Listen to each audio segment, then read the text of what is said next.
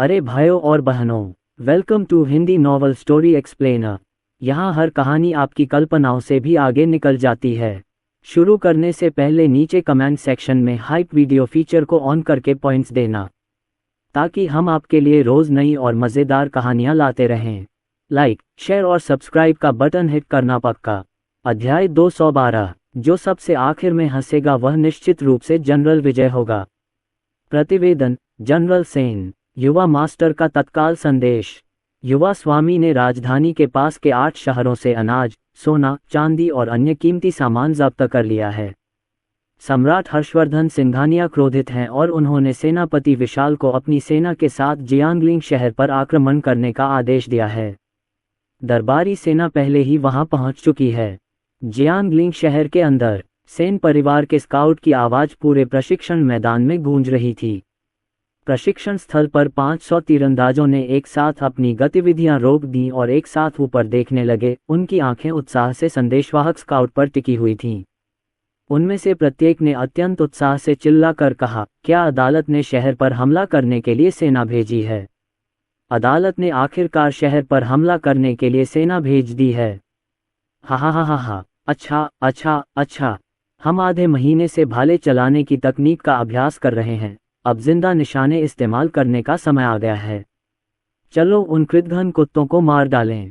अकस्मात जियांगलिंग शहर के सभी सैनिक उत्तेजित हो गए। सभी लोग अपना काम रोककर वहां एकत्रित हो गए और विक्रमसेन, जो अपने तंबू में योजना बना रहे थे, ने खबर सुनी और तुरंत बाहर भागे। उनका चेहरा गंभीर था, उनकी आंखों में भी एक उत्तेजना दबी हुई थी जिसे शांत करना मुश्किल था। कमांडर विशाल ने सेना भेज दी है। क्या ये खबर चेंग रसे है?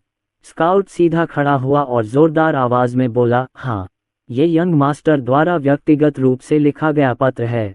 युवा मास्टर पहले ही सीमा पर पहुंच चुके हैं और अब उन्हें जियांगलिंग शहर के लिए रवाना होना चाहिए।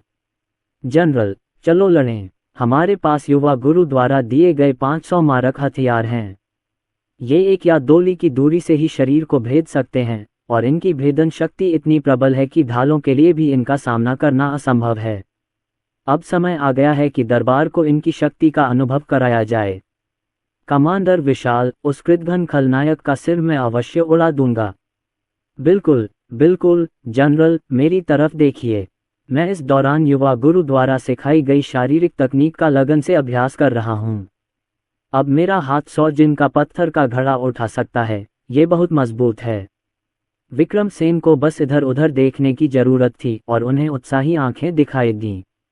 उसने देखा कि सभी सेनापतियों की आंखें युद्ध के इरादे और मनोबल से भरी हुई थीं। पिछले आधे महीने में सैनिकों ने खूब खाया पिया, वे बलवान और स्वस्थ हुए और उनकी ताकत भी काफी बढ़ गई। चुने गए 500 तीरंदाज अपने मिशन में नाकाम नहीं हुए। हालांकि वे हर तीर पर निशाना लगाने के स्तर तक नहीं पहुंच पाए थे, फिर भी यह कहा जा सकता है कि 10 में से 9 तीर निशाने पर लगे, यानी जहां भी निशाना साधा वहां निशाना साधा। 50 सबमशीन गन, 500 राइफलें, 2 लाख गोलियां। प्रशिक्षण के बाद भी शस्त्रागार में 1,90,000 गोलियां बची थीं। वहां लगभग 500 हैंड ग्रेनेड थे। इतने सैन्य साजो सामान के साथ 1,60,000 या 70,000 की सेना का नेतृत्व करने वाले सेनापति विशाल की तो बात ही छोड़िए, 3 लाख की सेना भी भयभीत नहीं होगी। चूंकि ऐसा है तो हमारी सेन परिवार की सेना चुनौती का सामना करेगी। विक्रमसेन का सीना जोर से धड़का और उन्होंने कई उत्तेजक आदेश जारी किए। सभी सेनापतियों, मेरी आज्ञा मानो। आपका अधीनस्थ यहाँ है, आपका अधीनस्थ यहाँ है, आपका अधीनस्थ यहाँ है। सभी जनरल और विश्वसनीय अधीनस्थ 50 सबमशीन गन लेकर हजारों सैनिकों और घोड़ों को पार करते हुए हमलावर सैनिकों की पहली लहर बनाएंगे। 500 निशानेबाज 500 राइफलें लेकर स्नाइपर सैनिकों की दूसरी लहर का निर्माण करेंगे, जिससे अदालत पूरी तरह से तबाह हो जाएगी। शेष 20 मजबूत सैनिक 500 हैंड ग्रेनेड लेकर लचीले सहायक सैनिकों के रूप में काम करेंगे। जहां भी दुश्मन सेना बड़ी संख्या में इकट्ठा होगी वहां विस्फोट करेंगे। शेष सभी सैनिक पीछे की ओर पहरा देंगे, दुश्मन सैनिकों का सफाया करने और किसी भी समय युद्ध क्षेत्र को खाली करने के लिए तैयार रहेंगे। मेरी आज्ञा मानो। जियांगलिंग शहर का पूर्वी द्वार खुला। हमारी सेन परिवार की सेना शहर की ओर आने वाली दरबारी सेना से नहीं डरती। हमें बस डर है कि वे शहर के द्वार में प्रवेश करने की हिम्मत नहीं करेंगे। विक्रमसेन अपने हाथों को पीठ के पीछे करके मशालों की तरह आंखें जलाकर खड़े थे और एक शानदार आभा के साथ लेआउट की व्यवस्था कर रहे थे। सभी सैनिकों ने अपना स्थान ग्रहण कर लिया। सेनापति और विक्रमसेन के विश्वस्त अधीनस्थ सभी के हाथों में सबमशीन गनें थीं और वे पूर्वी द्वार की ओर दौड़े। 500 निशानेबाज और बाकी सैनिक पूर्वी द्वार की ओर तेजी से आगे बढ़ रहे थे। एक चरमराहट के साथ कसकर बंद पूर्वी शहर का गेट खुल गया। 500 निशानेबाजों ने ऊंचे स्थान ढूंढ लिए थे, जमीन पर लेट गए थे, उनके चेहरे पर गंभीरता थी और वे शहर के द्वार पर निशाना साध रहे थे, पूरी तरह तैयार। अगला, अब समय आ गया था कि दुश्मन से मुकाबला किया जाए और उन्हें विनाश की ओर भेजा जाए। दा दा दा दा दा दा दा जैसे जैसे समय बीतता गया, अंततः शहर के द्वार के बाहर सेना के खुरों की आवाज गूंजने लगी। बड़ी संख्या में लोगों और घोड़ों के खुरों से कुचलने से जमीन थोड़ी सी कांपने लगी। विक्रमसेन, जो एक ऊंचे स्थान पर खड़े थे, ने हलचल सुनी, दूरबीन उठाए और बाहर देखा। उन्होंने देखा कि सेनापति विशाल सबसे आगे चल रहे थे और 1,60,000 से ज्यादा दरबारी सैनिकों का नेतृत्व करते हुए आक्रामक रूप से आगे बढ़ रहे थे। सेनापति विशाल 4 घोड़ों द्वारा खींचे जाने वाले युद्ध रथ पर सवार थे, जिस पर सिंघानिया देश का युद्ध ध्वज लगा हुआ था। उनकी वेशभूषा सचमुच भव्य थी, युद्धरथ एक महान राष्ट्र के आचरण को पूरी तरह से प्रदर्शित कर रही थी।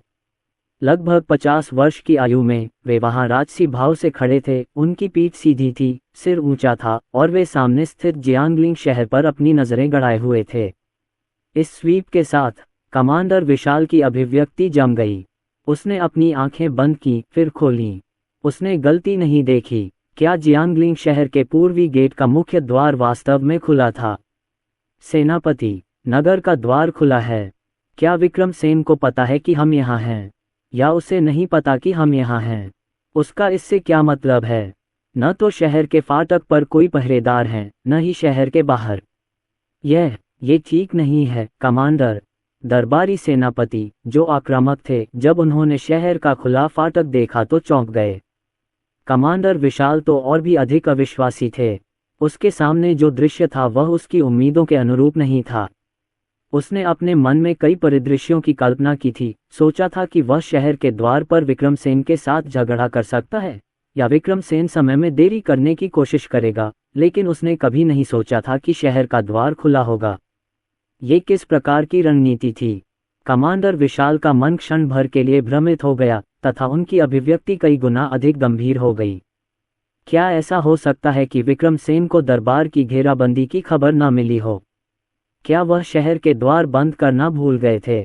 सेनापति विशाल ने मन की बेचैनी दबाते हुए अपने मातहतों को आदेश दिया, पहले उन्हें डराने के लिए ढोल बजाओ।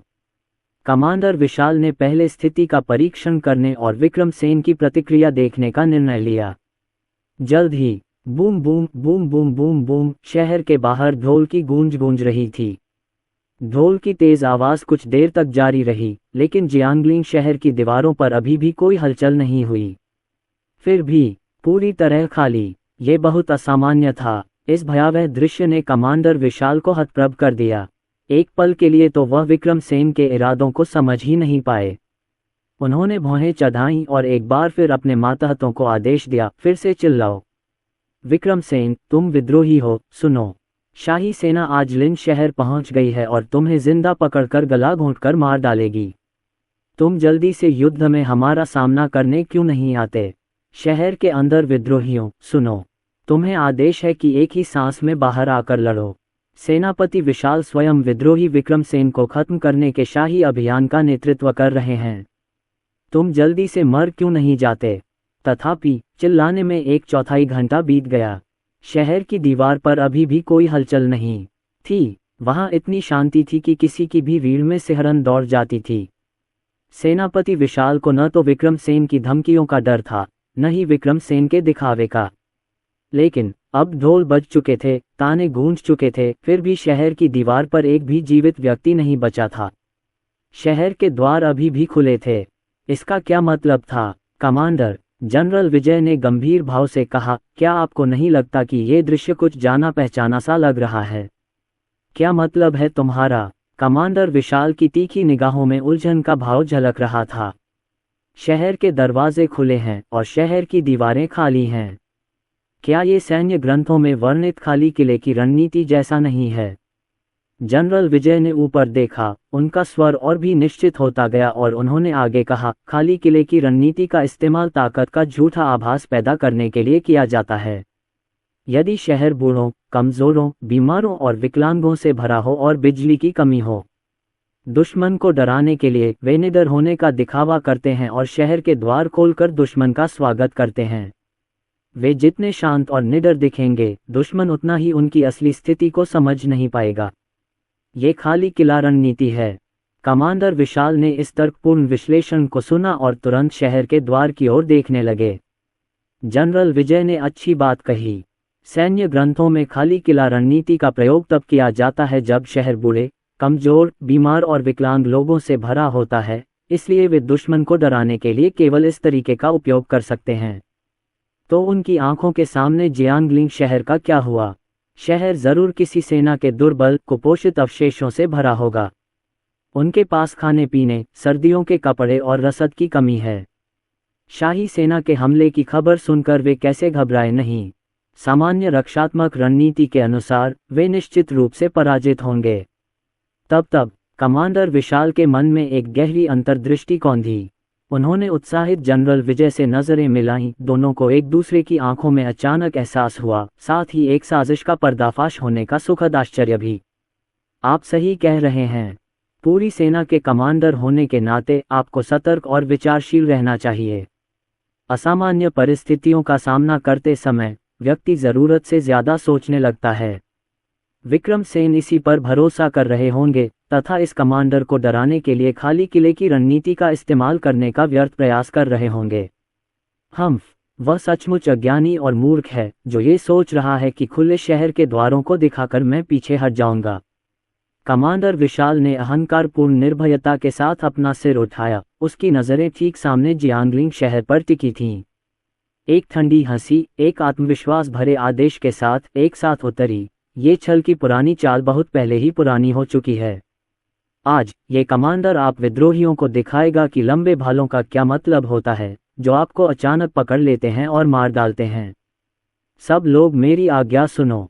शहर पर धावा बोलो, विद्रोहियों को मार डालो। उसके पीछे 1,60,000 सैनिकों की सेना अपने लंबे भालों को थामे हुए आवाज सुनते ही आगे बढ़ी। हर एक अपनी प्रभावशाली आभा और जानलेवा इरादे के साथ सेन परिवार के कुत्तों को मारने के लिए चिल्लाया और जियांगलिंग शहर में घुसने के लिए एक दूसरे से होड़ करने लगा। उन्होंने सोचा, उनका इंतजार कर रही थी 9,000 सैनिकों वाली सेन परिवार की सेना, जो कमजोर, थकी हुई और भूख से क्षीण थी। उन्होंने सोचा, जियांगलिंग शहर में घुसते ही सेन परिवार के सैनिकों में सीधे तौर पर लड़ने की ताकत जरूर कम पड़ जाएगी। हालात को अपने खिलाफ होते देख वे शायद शहर छोड़कर तुरंत भाग जाएंगे। लेकिन उन्होंने जो सोचा था वो सच में वही था जो उन्होंने सोचा था, क्योंकि वास्तविकता वैसी नहीं हुई जैसी उन्होंने उम्मीद की थी। जैसे ही शाही अग्रिम पंक्ति शहर के द्वार पर दाखिल हुई, चारों ओर सन्नाटा छा गया। शहर के अंदर अभी भी कोई दिखाई नहीं दे रहा था। शाही सैनिकों के दिल, जो उन्होंने थामे हुए थे, 2 कदम ढीले पड़ गए और वे आगे बढ़ते रहे। दादा, सेन परिवार के बागी कहाँ हैं? तुम जल्दी से बाहर आकर अपनी जान क्यों नहीं दे देते? पलक झपकते ही 1-2 हजार सैनिक शहर में घुस आए, जोर जोर से अहंकारपूर्ण और उत्तेजक नारे लगाते हुए। दादा, क्या तुम्हारे पास कोई जबरदस्त मारक हथियार नहीं है? बाहर आओ, निकलो और लड़ो। सिंघानिया देश के साथ गद्दारी करने वाले काया कछुओं के झुंड, क्या अब तुम डर गए हो जब शाही दरबार तुम्हें खत्म करने आया है? हथियार के बारे में क्या बकवास है? मुझे यकीन है कि वो सब इस्तेमाल हो गया होगा। अब तुम शायद किसी कोने में दुबके हुए कांप रहे होगे। विक्रम सेन, बाहर आओ और आत्मसमर्पण करो। देखते ही देखते 30 से 50 हजार शाही सैनिक शहर में एकत्र हो गए। आसपास की सड़कों पर सेन परिवार की सेना का कोई नामो निशान न देखकर उनका रवैया और भी उग्र हो गया। वे चिल्लाने लगे, उनका मजाक उड़ाने लगे, यहाँ तक कि हर जगह उन्हें ढूंढने लगे, सेन परिवार के सैनिकों को मारकर पुण्य कमाने के लिए उत्सुक। जैसे जैसे शाही सैनिकों की भावनाएं और अधिक प्रबल होती गईं, जब लगभग आधे सैनिक शहर में घुस आए थे, ऊंची दीवार से पूरे मैदान में मनोबल बढ़ाने वाली चीख गूंज उठी, जिसने शाही सैनिकों के सभी तानों को दबा दिया। सेन परिवार के सैनिकों, मेरी आज्ञा सुनो, उन्हें मार डालो। इस पल ये दूसरा एक विश्वव्यापी परिवर्तन घटित हुआ। स्विश स्विश स्विश, शहर की दीवारों के ऊपर कई मीटर ऊंची आभा से भरी आकृतियां ऊंची खड़ी थीं। स्वूश स्वूश स्वूश, ऊंचे विशाल प्राचीन वृक्षों के ऊपर से फुर्तीली आकृतियां उभर रही थीं। छप छप छप, सड़क के किनारे घरों की छतों से उपहासपूर्ण मुस्कान वाले चेहरे दिखाई दे रहे थे। सभी उच्च सुविधाजनक स्थान, हर दृश्य स्थान, सेन परिवार के सैनिकों की आकृतियां भयावह रूप से प्रकट हुईं। इस भयावह और हतप्रभ दृश्य को देखकर शाही सेनापतियों के होश उड़ गए। एक अशुभ पूर्वाभास उनके पूरे शरीर में छा गया। उन्हें लगा उनकी त्वचा के रोम छिद्रों से ठंडक निकल रही है। ये सेन परिवार के सैनिक उन पर उत्तेजक मुस्कान क्यों बिखेर रहे थे? जल्द ही उन्हें समझ आ गया। बैंग बैंग बैंग, बूम, गड़गड़ाहट। हा हा हा हा, मैं कब से इस दिन का इंतजार कर रहा था। क्या तुमने उस घटिया किलर वेपन के बारे में कुछ नहीं कहा? आज मैं तुम्हें चूर चूर होने का स्वाद चखाऊंगा। मर जाओ एहसान फरामोश। गड़गड़ाहट। आहा, यह एक घातक हथियार है कमांडर। ये वो मारक हथियार है जो 50 मीटर के दायरे को तबाह कर सकता है। ये कैसे हो सकता है? यह इतना भयानक कैसे हो सकता है? ये सब शहर की दीवारों पर, ऊंचे स्थानों पर छिपे हुए हैं। तीरों में इतनी भेदन शक्ति नहीं होती। हम क्या करें जनरल? हम जाल में फंस गए हैं। आह, मेरा पैर चला गया। रंबल। सेन परिवार के सैनिकों द्वारा जमकर हथगोले फेंके गए। काले अंडाकार हैंड ग्रेनेड हवा में एक भयानक ठंडी रोशनी से चमक रहे थे और अंततः धमाके से वे फर्श पर गिरे जहां शाही सैनिक इकट्ठे थे। हैंड ग्रेनेड से हल्की टपक जैसी आवाज आई, तभी एक धमाके के साथ उसमें विस्फोट हो गया। 10 मीटर के भीतर शाही सैनिक पहचान से परे उड़ गए। 30 मीटर के भीतर शाही सैनिकों के टुकड़े टुकड़े हो गए। उनकी चीखें पूरे जियांगलिंग शहर में गूंज उठीं। 50 मीटर के भीतर जो सैनिक बचकर निकलने में सफल नहीं हो पाए थे, वे विस्फोट के अवशिष्ट बल से उड़ गए। सबसे अच्छी स्थिति में वे विस्फोट या प्रभाव से घायल हो गए और सबसे बुरी स्थिति में वे बेहोश हो गए, जमीन पर पड़े रहे, कुछ समय तक पूरी तरह से होश में नहीं आ सके। क्या यही है पौराणिक किला हथियार की शक्ति? हाँ, ये कैसे हो सकता है? कमांडर विशाल, जो बिल्कुल बीच में घिरा हुआ था, अपनी पुतलियों को बार बार हिंसक रूप से सिकुड़ते हुए देख रहा था। उसका दिल कांप उठा। पहली बार गुप्त पत्र में किलर वेपन का लिखित विवरण देखकर ये वास्तव में कोई अतिशयोक्ति नहीं थी। चाहे अफवाहें कितनी भी भयंकर हों, चाहे विवरण कितने भी अद्भुत हों, वे इस क्षण की तुलना नहीं कर सकते थे शहर की दीवार के नीचे खड़े होकर इसे अपनी आंखों से देखना। कमांडर विशाल अपने सामने के दृश्य को देखकर भयभीत और भावशून्य हो गए। उन्होंने अपने शाही सैनिकों को हथगोलों से लहूलुहान होते और उनके सिर, हृदय, गले और अन्य महत्वपूर्ण स्थानों पर गोलियां लगते देखा। एक क्षण से भी कम समय में अनगिनत लोग मारे गए और घायल हुए। शाही सेना अस्त व्यस्त थी। उनके कानों में केवल हृदय विदारक चीखें और मदद के लिए पुकारें गूंज रही थीं। कमांडर विशाल ने अपनी आंखें बंद कर लीं, मानो वह स्तब्ध हो गया हो। उसके सिर में झुंझुनी हो रही थी, जब तक कि जनरल विजय की चौंका देने वाली चीख उसके कानों तक नहीं पहुंची, जिसने उसे इस क्रूर वास्तविकता को स्वीकार करने और आगे बढ़ने के लिए मजबूर कर दिया। वह घबराए हुए शाही सैनिकों पर चिल्लाया, इस कमांडर की बात सुनो। घबराएं नहीं, जल्दी से फैल जाओ, सब फैल जाओ। जब वह चीज जमीन पर गिरेगी तो जमीन में गड्ढा भी कर सकती है। एक साथ इकट्ठा मत हो जाना। एक साथ इकट्ठा होने से उनके लिए जानलेवा हथियार फेंकना आसान हो जाता है। इस सेनापति के लिए तीर तैयार करो। शहर की दीवार पर और ऊंची जगहों पर विद्रोही सैनिकों को मार गिराओ। उन्हें मार डालो, उन्हें मार डालो। कमांडर विशाल ने अपने सैनिकों को शांत करने का प्रयास करते हुए उन्मादपूर्ण ढंग से चिल्लाया। लेकिन इस स्थिति में वे कैसे शांत हो सकते थे? हथगोलों और राइफलों के हमले से उनकी धारणाएं चकनाचूर हो गईं। उनका मनोबल और साहस चूर चूर हो गया। हथगोलों की दुनिया को तबाह करने वाली ताकत का सामना करते हुए वे अपना धैर्य कैसे बनाए रख पाते? अव्यवस्था, सब कुछ अस्तव्यस्त था। कमांडर विशाल असहाय होकर देखते रहे कि उनका जुटाया हुआ मनोबल एक जोरदार धमाके से पल भर में ही चकनाचूर हो गया। बलपूर्वक छोड़े गए बाणों का पर्याप्त प्रभाव नहीं पड़ा। वे शहर की कई मीटर ऊंची दीवार को पार नहीं कर सके। शहर की दीवार के ऊपर खड़े विक्रमसेन को मारना तो दूर की बात थी। यह एहसास होने पर कि तीर और क्रॉसबो अप्रभावी थे, शाही सैनिक पूरी तरह से घबरा गए। वे तितर बितर हो गए, लेकिन कुछ ही कदम चलने के बाद उनके सिर पर एक जोरदार धमाका हुआ और फिर सैनिक के माथे पर एक बड़ा खूनी छेद हो गया। एक ही गोली ने उसे कई सौ मीटर दूर से मार डाला। हाँ, एक शॉट में एक को मार डालो। उन्हें बिना किसी प्रतिरोध क्षमता के पीटा गया। कमांडर, वे मर गए, वे सब मर गए। हम क्या करें? अब हम क्या करें? तीरों में पर्याप्त भेदन शक्ति नहीं है, दूरी बहुत अधिक है, वे किसी चीज पर वार नहीं कर सकते। क्या विक्रमसेन और उसके आदमियों के पास वाकई जानलेवा हथियार हैं? अर्जुन सेन ने जियांगलिंग शहर छोड़ते समय ये हथियार उनके लिए छोड़े थे। ये चीजें कहाँ से आई और अर्जुन सेन के पास इतने सारे हथियार क्यों हैं? क्या ये कभी खत्म नहीं होते? पहले इतने सारे हथियार खा लेने के बाद भी क्या अर्जुन सेन के घातक हथियार अभी तक खत्म नहीं हुए हैं? ऐसा कैसे हो सकता है? हम ये लड़ाई कैसे लड़ सकते हैं? जनरल विजय का पूरा शरीर कांप उठा। उन्हें ठंड लग रही थी। वे अविश्वास में अपना सिर हिला रहे थे और बुदबुदा रहे थे। क्या करें? वह क्या कर सकता था? अब क्या करें? क्या उन्हें सिर्फ मौत का इंतजार करना चाहिए? अचानक जनरल विजय और कमांडर विशाल के मन में एक ही विचार कौंधा। दोनों ने एक साथ ऊपर देखा। कमांडर विशाल ने गहरी सांस ली, बलपूर्वक अपने हत्यारे हथियारों के डर को दबाया और जल्दी से जनरल विजय को आदेश दिया, जल्दी जल्दी जल्दी आर्यन और उन बंदियों को इस कमांडर के पास लाओ। ये कमांडर नहीं हारेगा, शाही दरबार नहीं हारेगा। ये सेनापति 16-17 हजार सैनिकों का नेतृत्व करता है और उसके पीछे विशाल सिंघानिया वंश का हाथ है। फिर वह एक भी विक्रमसेन को कैसे नहीं हरा पाया? इस सेनापति ने सही चुनाव किया। इस सेनापति ने गलत रास्ता तो नहीं चुना होगा। हम्फ। कमांडर विशाल ने लगातार अपनी मानसिकता और भावनाओं को समायोजित किया तथा बार बार खुद को आश्वस्त किया कि चीजें अभी अंतिम चरण तक नहीं पहुंची हैं। शाही सेना के पास अभी भी स्थिति को बदलने का मौका था। इसमें निश्चित रूप से एक महत्वपूर्ण मोड़ आएगा।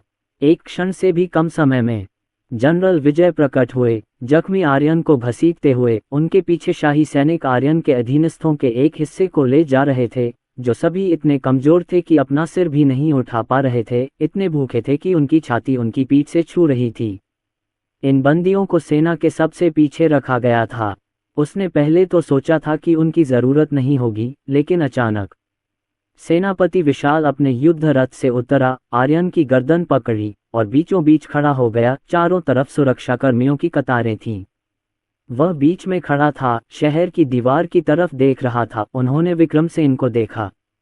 दुर्भाग्यवश दूरी बहुत अधिक थी और विक्रमसेन बहुत ऊंचाई पर खड़ा था। दीवार ने विक्रमसेन के शरीर को ढक दिया था, जिससे केवल उसका चेहरा ही दिखाई दे रहा था, जिससे वह विक्रमसेन और सेन परिवार के सैनिकों की स्थिति को नहीं देख पा रहा था।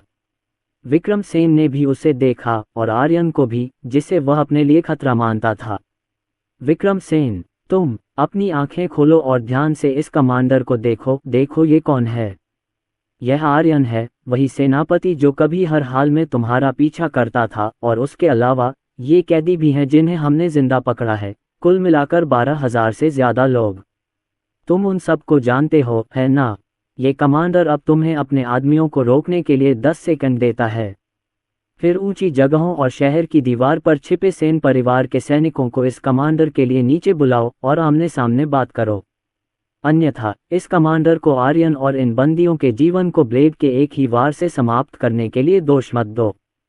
कमांडर विशाल ने विक्रमसेन को घूरते हुए आर्यन की गर्दन पर एक लंबी कृपाण रखी और उसे धमकाया।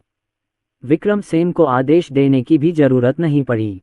मैदान में मौजूद सभी निशानेबाजों और सेन परिवार के सैनिकों ने एक साथ गोलीबारी बंद कर दी। उन्होंने अस्त व्यस्त जनरल आर्यन की ओर और फिर 10,000 से ज्यादा प्रताड़ित कैदियों की ओर देखा।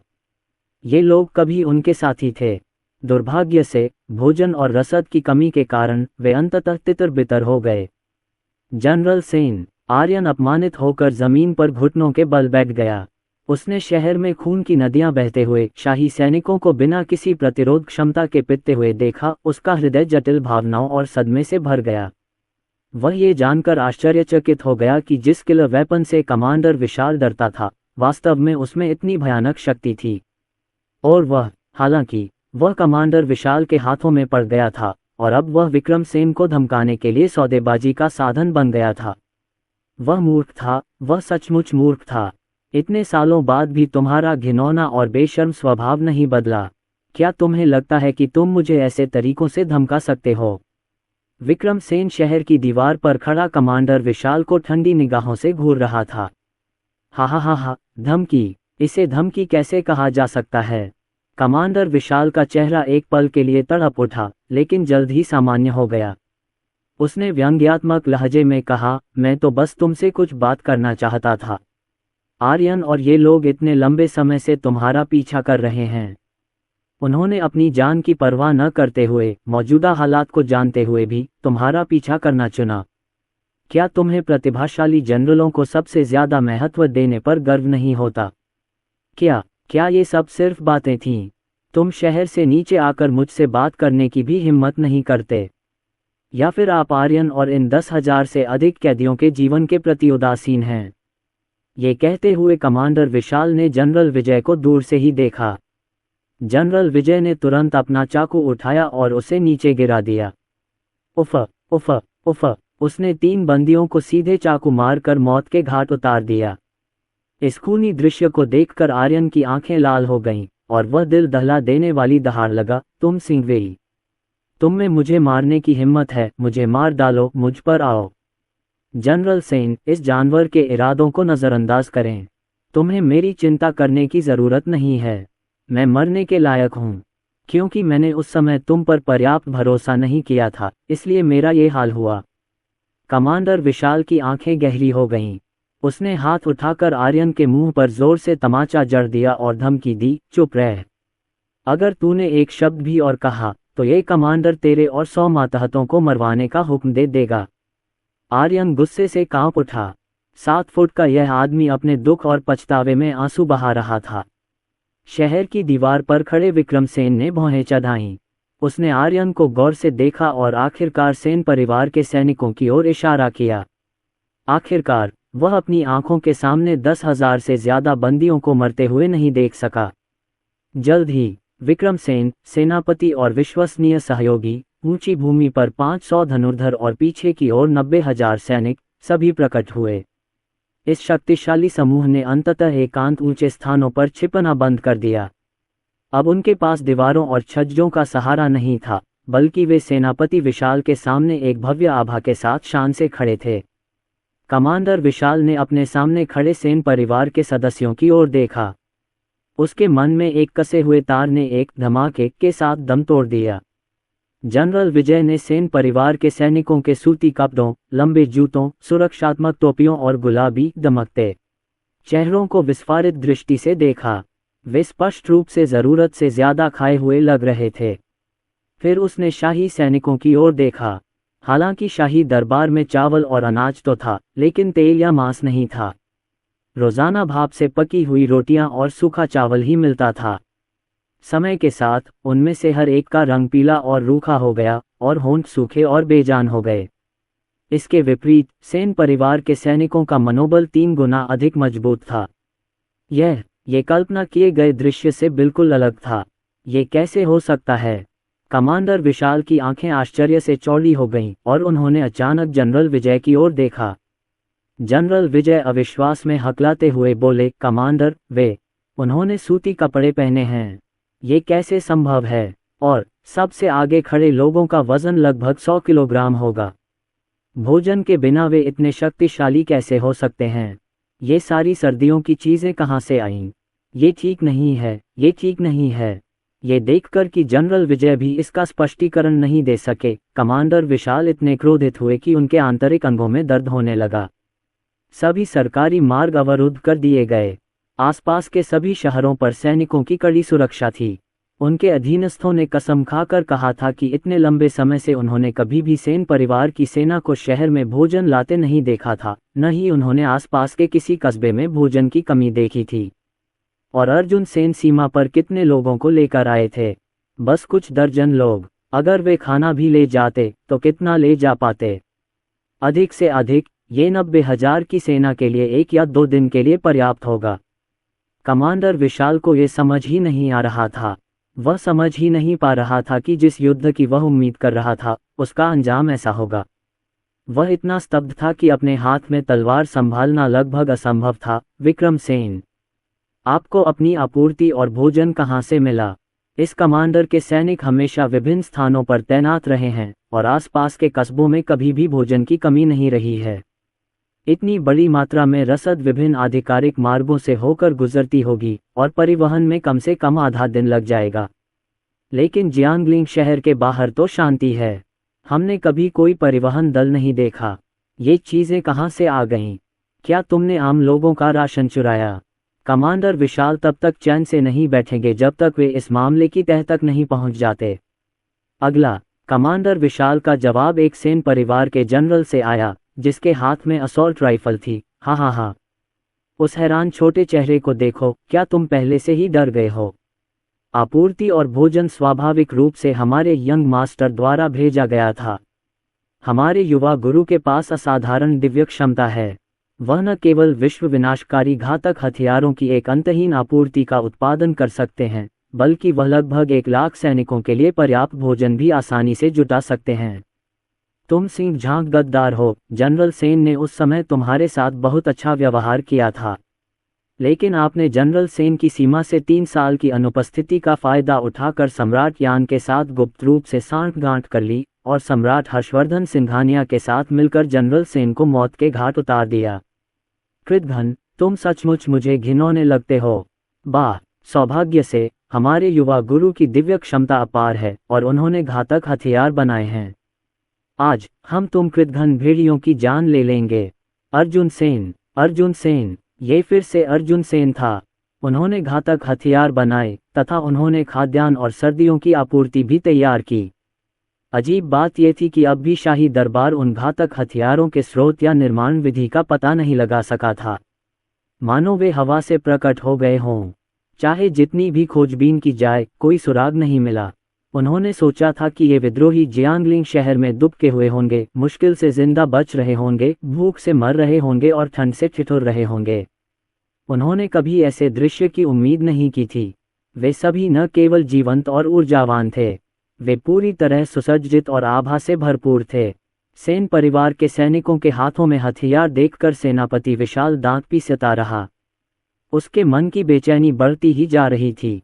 उसे पता था कि शाही दरबार की 1,60,000 की सेना सचमुच यहीं हार सकती है। नहीं, ऐसा नहीं हो सकता। वह विक्रमसेन से स्वयं को कतई हारने नहीं देंगे। कैसी मिलीभगत! सिंघानिया देश के सभी सैनिक महाराज के हैं, सभी आम लोग भी महाराज के हैं। विक्रमसेन ने ही महाराज के साथ विश्वासघात किया था। ये सेनापति गलत कैसे हो सकता है? ये सेनापति वफादार है। विक्रमसेन, मैं आज आपके साथ और अधिक शब्द व्यर्थ नहीं करूंगा। कमांडर विशाल ने उदास चेहरे के साथ कहा, आर्यन और 10,000 से ज्यादा बंदियों की जान मेरे हाथ में है। तुम्हारे हाथ में अर्जुन सेन द्वारा छोड़े गए किला हथियार हैं। आओ, हम सब एक एक कदम पीछे हटें और एक समझौता करें। तुम मुझे आधे किला हथियार दे दो और मैं आर्यन और उसके समूह को तुम्हें सौंप दूंगा। इसके बारे में क्या ख्याल है? कितना हास्यास्पद मजाक है। उनके सामने बैठे सेन परिवार के जनरल को गुस्सा आ गया और वे हंसने लगे। विक्रमसेन ने तो उसे एक उपहासपूर्ण और बेतुकी नज़र से घूरा, मानो किसी भ्रमित कूड़े के टुकड़े को देख रहा हो। इस नंगी उपहासपूर्ण नज़र से कमांडर विशाल का चेहरा गुस्से से तमतमा गया। तुम आर्यन और उनके जीवन का इस्तेमाल किलर वेपन्स के आधे हिस्से के बदले में करना चाहते हो? विक्रमसेन ने ठंडे स्वर में तिरस्कार भरा स्वर बोला। कमांडर विशाल ने कृपाण के चारों ओर अपनी 5 उंगलियां कस दी और पूरी गणना के साथ उत्तर दिया, क्या? जनरल सेन की नज़र में, क्या आर्यन और उनके साथ आए 10,000 से अधिक सैनिक, जो इतने लंबे समय से आपका पीछा कर रहे हैं, मारक हथियारों के आधे के भी लायक नहीं हैं? क्या आपका सेन परिवार सबसे वफादार और धर्मी लोग नहीं हैं? क्या ये हो सकता है कि आप बस खड़े होकर इन भाइयों के समूह को देखते रहें, जिन्होंने कभी आपके लिए अपनी जान जोखिम में डाली थी, वे सभी ब्लेड के नीचे भूत बन जाते हैं? कमांडर विशाल ने तीखे स्वर में पूछा, क्योंकि उसे विश्वास था कि वह पहले ही विक्रमसेन को ऊंचे मंच पर भून चुका है। विक्रमसेन वास्तव में वफादार थे और अपने सैनिकों के साथ अपने सैनिकों जैसा व्यवहार करते थे। लेकिन वह मूर्ख नहीं था। हथियार सौंपने और अपना जीवन सौंपने में क्या अंतर था? अर्जुन के राजधानी छोड़ने से पहले उन्होंने उसे बार बार चेतावनी दी थी कि इन मारक अस्त्रों को सुरक्षित रखा जाना चाहिए, केवल विश्वसनीय लोगों को ही सौंपा जाना चाहिए तथा कभी भी बाहरी लोगों के हाथों में नहीं पड़ने देना चाहिए। हालांकि विक्रमसेन को अभी भी आर्यन की पिछली वफादारी याद थी, लेकिन यह वफादारी उसके लिए स्वर्ग विरोधी हथियार सौंपने के लिए पर्याप्त नहीं थी, न ही यह इतनी बड़ी कीमत चुकाने के लिए पर्याप्त थी। जनरल सेन, हमारी परवाह मत कीजिए, हम ही हैं जिन्होंने आपको फंसाया है और दुविधा में डाल दिया है। अगर हमने आप पर अविश्वास न किया होता तो हमारी यह हालत न होती, ये हमारी ही करतूत है। इन कमबख्त शाही अफसरों के हाथों मरने से बेहतर है कि तुम्हारे हाथों मर जाएं, बस हमें जानलेवा हथियारों से मार डालो। हम सेन परिवार को बर्बाद नहीं करना चाहते। तुम जानलेवा हथियार बिल्कुल नहीं दे सकते। सभी बंदी, जिनके हाथ पैर लोहे की जंजीरों से बंधे हुए थे, की आंखें लाल थीं और वे पूरी ताकत से चिल्ला रहे थे कि उनके बारे में चिंता न करें। आर्यन ने निराशा और पछतावे में अपने होंठ काट लिए। वह अब विक्रमसेन का सामना करने में असमर्थ था। सेन परिवार के सैनिक जो जियांगलिंग शहर में रह गए थे, बहुत बहुत अच्छा कर रहे थे, सचमुच बहुत अच्छा। अच्छे कपड़े पहने हुए, अच्छा खाना खा रहे थे, ऐसे हथियारों का उपयोग करना जिनसे ज्वाला सम्राट भी ईर्ष्या करता था। जनरल सेन के साथ अंत तक न जा पाना उसका भाग्य था, दुर्भाग्य था। वह एक निकम्मा कायर, डरपोक और मौत से डरने वाला था। वह जनरल सेन से यह कहने की हिम्मत भी नहीं जुटा पाया कि वे उसकी परवाह न करें, क्योंकि वह शर्मिंदा था। काश उसे पता होता कि इसका परिणाम ऐसा होगा। काश, हाँ, उसे कैसे पता होता। आर्यन ने दर्द से अपनी आंखें बंद कर लीं। उसकी आंखों से साफ आंसुओं की 2 धारें बह निकलीं। आर्यन और ये 10,000 से अधिक सैनिक। तभी विक्रमसेन बोले। उसने ठंडे स्वर में एक एक शब्द कहा, उनके जीवन के लिए आधे भी घातक हथियार नहीं हैं। क्योंकि अर्जुन के शहर लौटने से बहुत पहले ही वे सेन परिवार और जियांगलिंग शहर छोड़ चुके थे और अब मेरे सैनिक नहीं रहे। चूंकि वे मेरे सैनिक नहीं हैं, इसलिए स्वाभाविक रूप से उन्हें बचाने के लिए मुझे इतनी मेहनत नहीं करनी चाहिए। तुम, उपनाम झांग, तुम मूर्खतापूर्वक मुझे उनसे धमकाने की कोशिश कर रहे हो, घातक हथियार हथियाने की कोशिश कर रहे हो और ऊपरी हाथ हासिल करना चाहते हो। तुम सचमुच भ्रमित हो। बेहद हास्यास्पद। मेरे पास आपके लिए भी एक संदेश है। यदि आप व्यापार करना चाहते हैं तो आप मेरे साथ उनकी पिछली सेवा को ध्यान में रखते हुए आर्यन और उसके समूह को जियांगलिंग शहर में छोड़ सकते हैं और उनके जीवन का उपयोग करके अपने शाही बलों को शहर छोड़ने और भागने के लिए दे सकते हैं। इसके अलावा ये बिल्कुल असंभव है। अगर तुम्हें यकीन नहीं है कि मैं निर्दयी हो सकता हूं, तो कोशिश करके देखो। मैं, विक्रमसेन, आज यहाँ घोषणा करता हूँ, जाओ और आर्यन और उनके साथियों को मार डालो। अगर वे मर गए तो तुम में से कोई भी जिंदा नहीं बचेगा। इस समय कमांडर विशाल और अन्य लोगों के चेहरे के भाव थोड़े बदल गए। आर्यन ने धीरे से अपना सिर उठाया और आंसू भरी आंखों से विक्रमसेन की ओर देखकर मुस्कुराया। शायद अब जाकर उसे लगा कि उसके पास विक्रमसेन से मुकाबला करने का साहस है। विक्रमसेन ने भी उसी समय अपना सिर घुमाया, अस्त व्यस्त और उदास आर्यन को देखते हुए, और ऊंची आवाज में कहा, आर्यन, आप सभी सैनिक जो कभी मेरे पीछे आए थे, विक्रमसेन, मुझे आपकी वफादारी याद है। लेकिन इसी तरह मुझे अपने पीछे खड़े सैनिकों के बारे में भी सोचना होगा। मुझे उनकी जिंदगी की जिम्मेदारी लेनी होगी। इसलिए मैं यहाँ वादा करता हूँ, जब तक शाही दरबार तुम्हें मारने की हिम्मत करेगा, तब तक आज जियांगलिंग शहर के अंदर और बाहर के सभी शाही सैनिक, एक भी नहीं, मेरी नज़रों से जिंदा बच निकलने की उम्मीद कर सकेगा। मैं तुम्हारा बदला लेने के लिए उन सबको जरूर मार डालूंगा। जहां तक शाही सेनापतियों का प्रश्न है, उन्हें 1000 टुकड़ों में काट दिया जाएगा, टुकड़े टुकड़े कर दिया जाएगा और सबसे क्रूर मृत्यु के साथ आपके बलिदान के लिए बलि के रूप में चढ़ाया जाएगा। ये कितनी शक्तिशाली और उत्साहवर्धक घोषणा है। श्रोताओं का गला भर आया और उनकी आंखों से आंसू बहने लगे। आर्यन जोर से हंस पड़ा। 10,000 से ज्यादा बंदी सैनिकों ने भारी भावना के साथ सिर उठाया और विक्रमसेन की ओर उन्मादपूर्ण प्रतिक्रिया व्यक्त की। अच्छा, जनरल सेन, हम सम्मान के साथ मरते हैं। सभी 160,000 शाही सैनिकों को मार डालो, उनके जनरलों के अंग भंग कर दो और हमसे बदला लो। मृत्यु से डरने की क्या बात है? हमें मृत्यु का भय नहीं है, हमें मृत्यु का भय नहीं है। चलो कमीने जानवर झांग, अगर हिम्मत है तो हमें मार डालो। हा हा हा, मेरी गर्दन पर निशाना साधो और काट डालो। तुम्हारे दादाजी आगे जाकर नर्क के राजा के महल में तुम्हारा इंतजार करेंगे। पूरा स्थान भड़क उठा। 10,000 से अधिक बंदियों ने एक स्वर में बात की। हर जोड़ी आंखों में निडरता और साहस लिखा हुआ था। लेकिन क्या वे सचमुच भयभीत नहीं थे? वे अभी भी डरे हुए थे। बात सिर्फ इतनी थी कि मृत्यु की तुलना में वे विक्रमसेन द्वारा मारक हथियार सौंपे जाने से अधिक भयभीत थे, और इससे भी अधिक भयभीत थे कि अपने अंतिम क्षणों में वे अभी भी उस जनरल को फंसा देंगे जिस पर वे कभी सबसे अधिक विश्वास करते थे और जिसका सम्मान करते थे। इसके बजाय मौत का सामना धर्मी क्रोध के साथ करना बेहतर था। खैर, जनरल सेन ने कहा था, वह अपनी बात पर कायम है। सभी 1,60,000 शाही सैनिकों को उनके साथ ही दफनाना होगा, वे सभी मर जाएंगे। यह एक योग्य मृत्यु है न? 10,000 से अधिक बंदियों की तुलना में उनका मनोबल ऊंचा था। हालांकि बचे हुए शाही सैनिक भयभीत दिख रहे थे। यहाँ तक कि केंद्र में खड़े शाही सेनापति भी घबरा गए, क्योंकि वे विक्रमसेन की घोषणा से स्पष्ट रूप से भयभीत थे। सी कमांडर, कैसा रहेगा अगर हम उन्हें रिहा कर दें? जनरल विजय, जो पूरी तरह से कायर था, ने सुझाव दिया। उसके माथे पर ठंडा पसीना बह रहा था। विक्रमसेन के सभी सैनिकों के पास घातक हथियार हैं, और वो भयानक धमाकेदार विस्फोटक हथियार भी। अगर उन्होंने एक भी फेंका तो हमारे कई सैनिक मारे जाएंगे। अभी उस छोटे से आधे घंटे के युद्ध में हमारे सैनिकों ने संभवतः 30 से 50,000 तक का नुकसान उठाया है। अगर हम लड़ते रहेंगे तो मुझे डर है कि हम सब यहीं खत्म हो जाएंगे।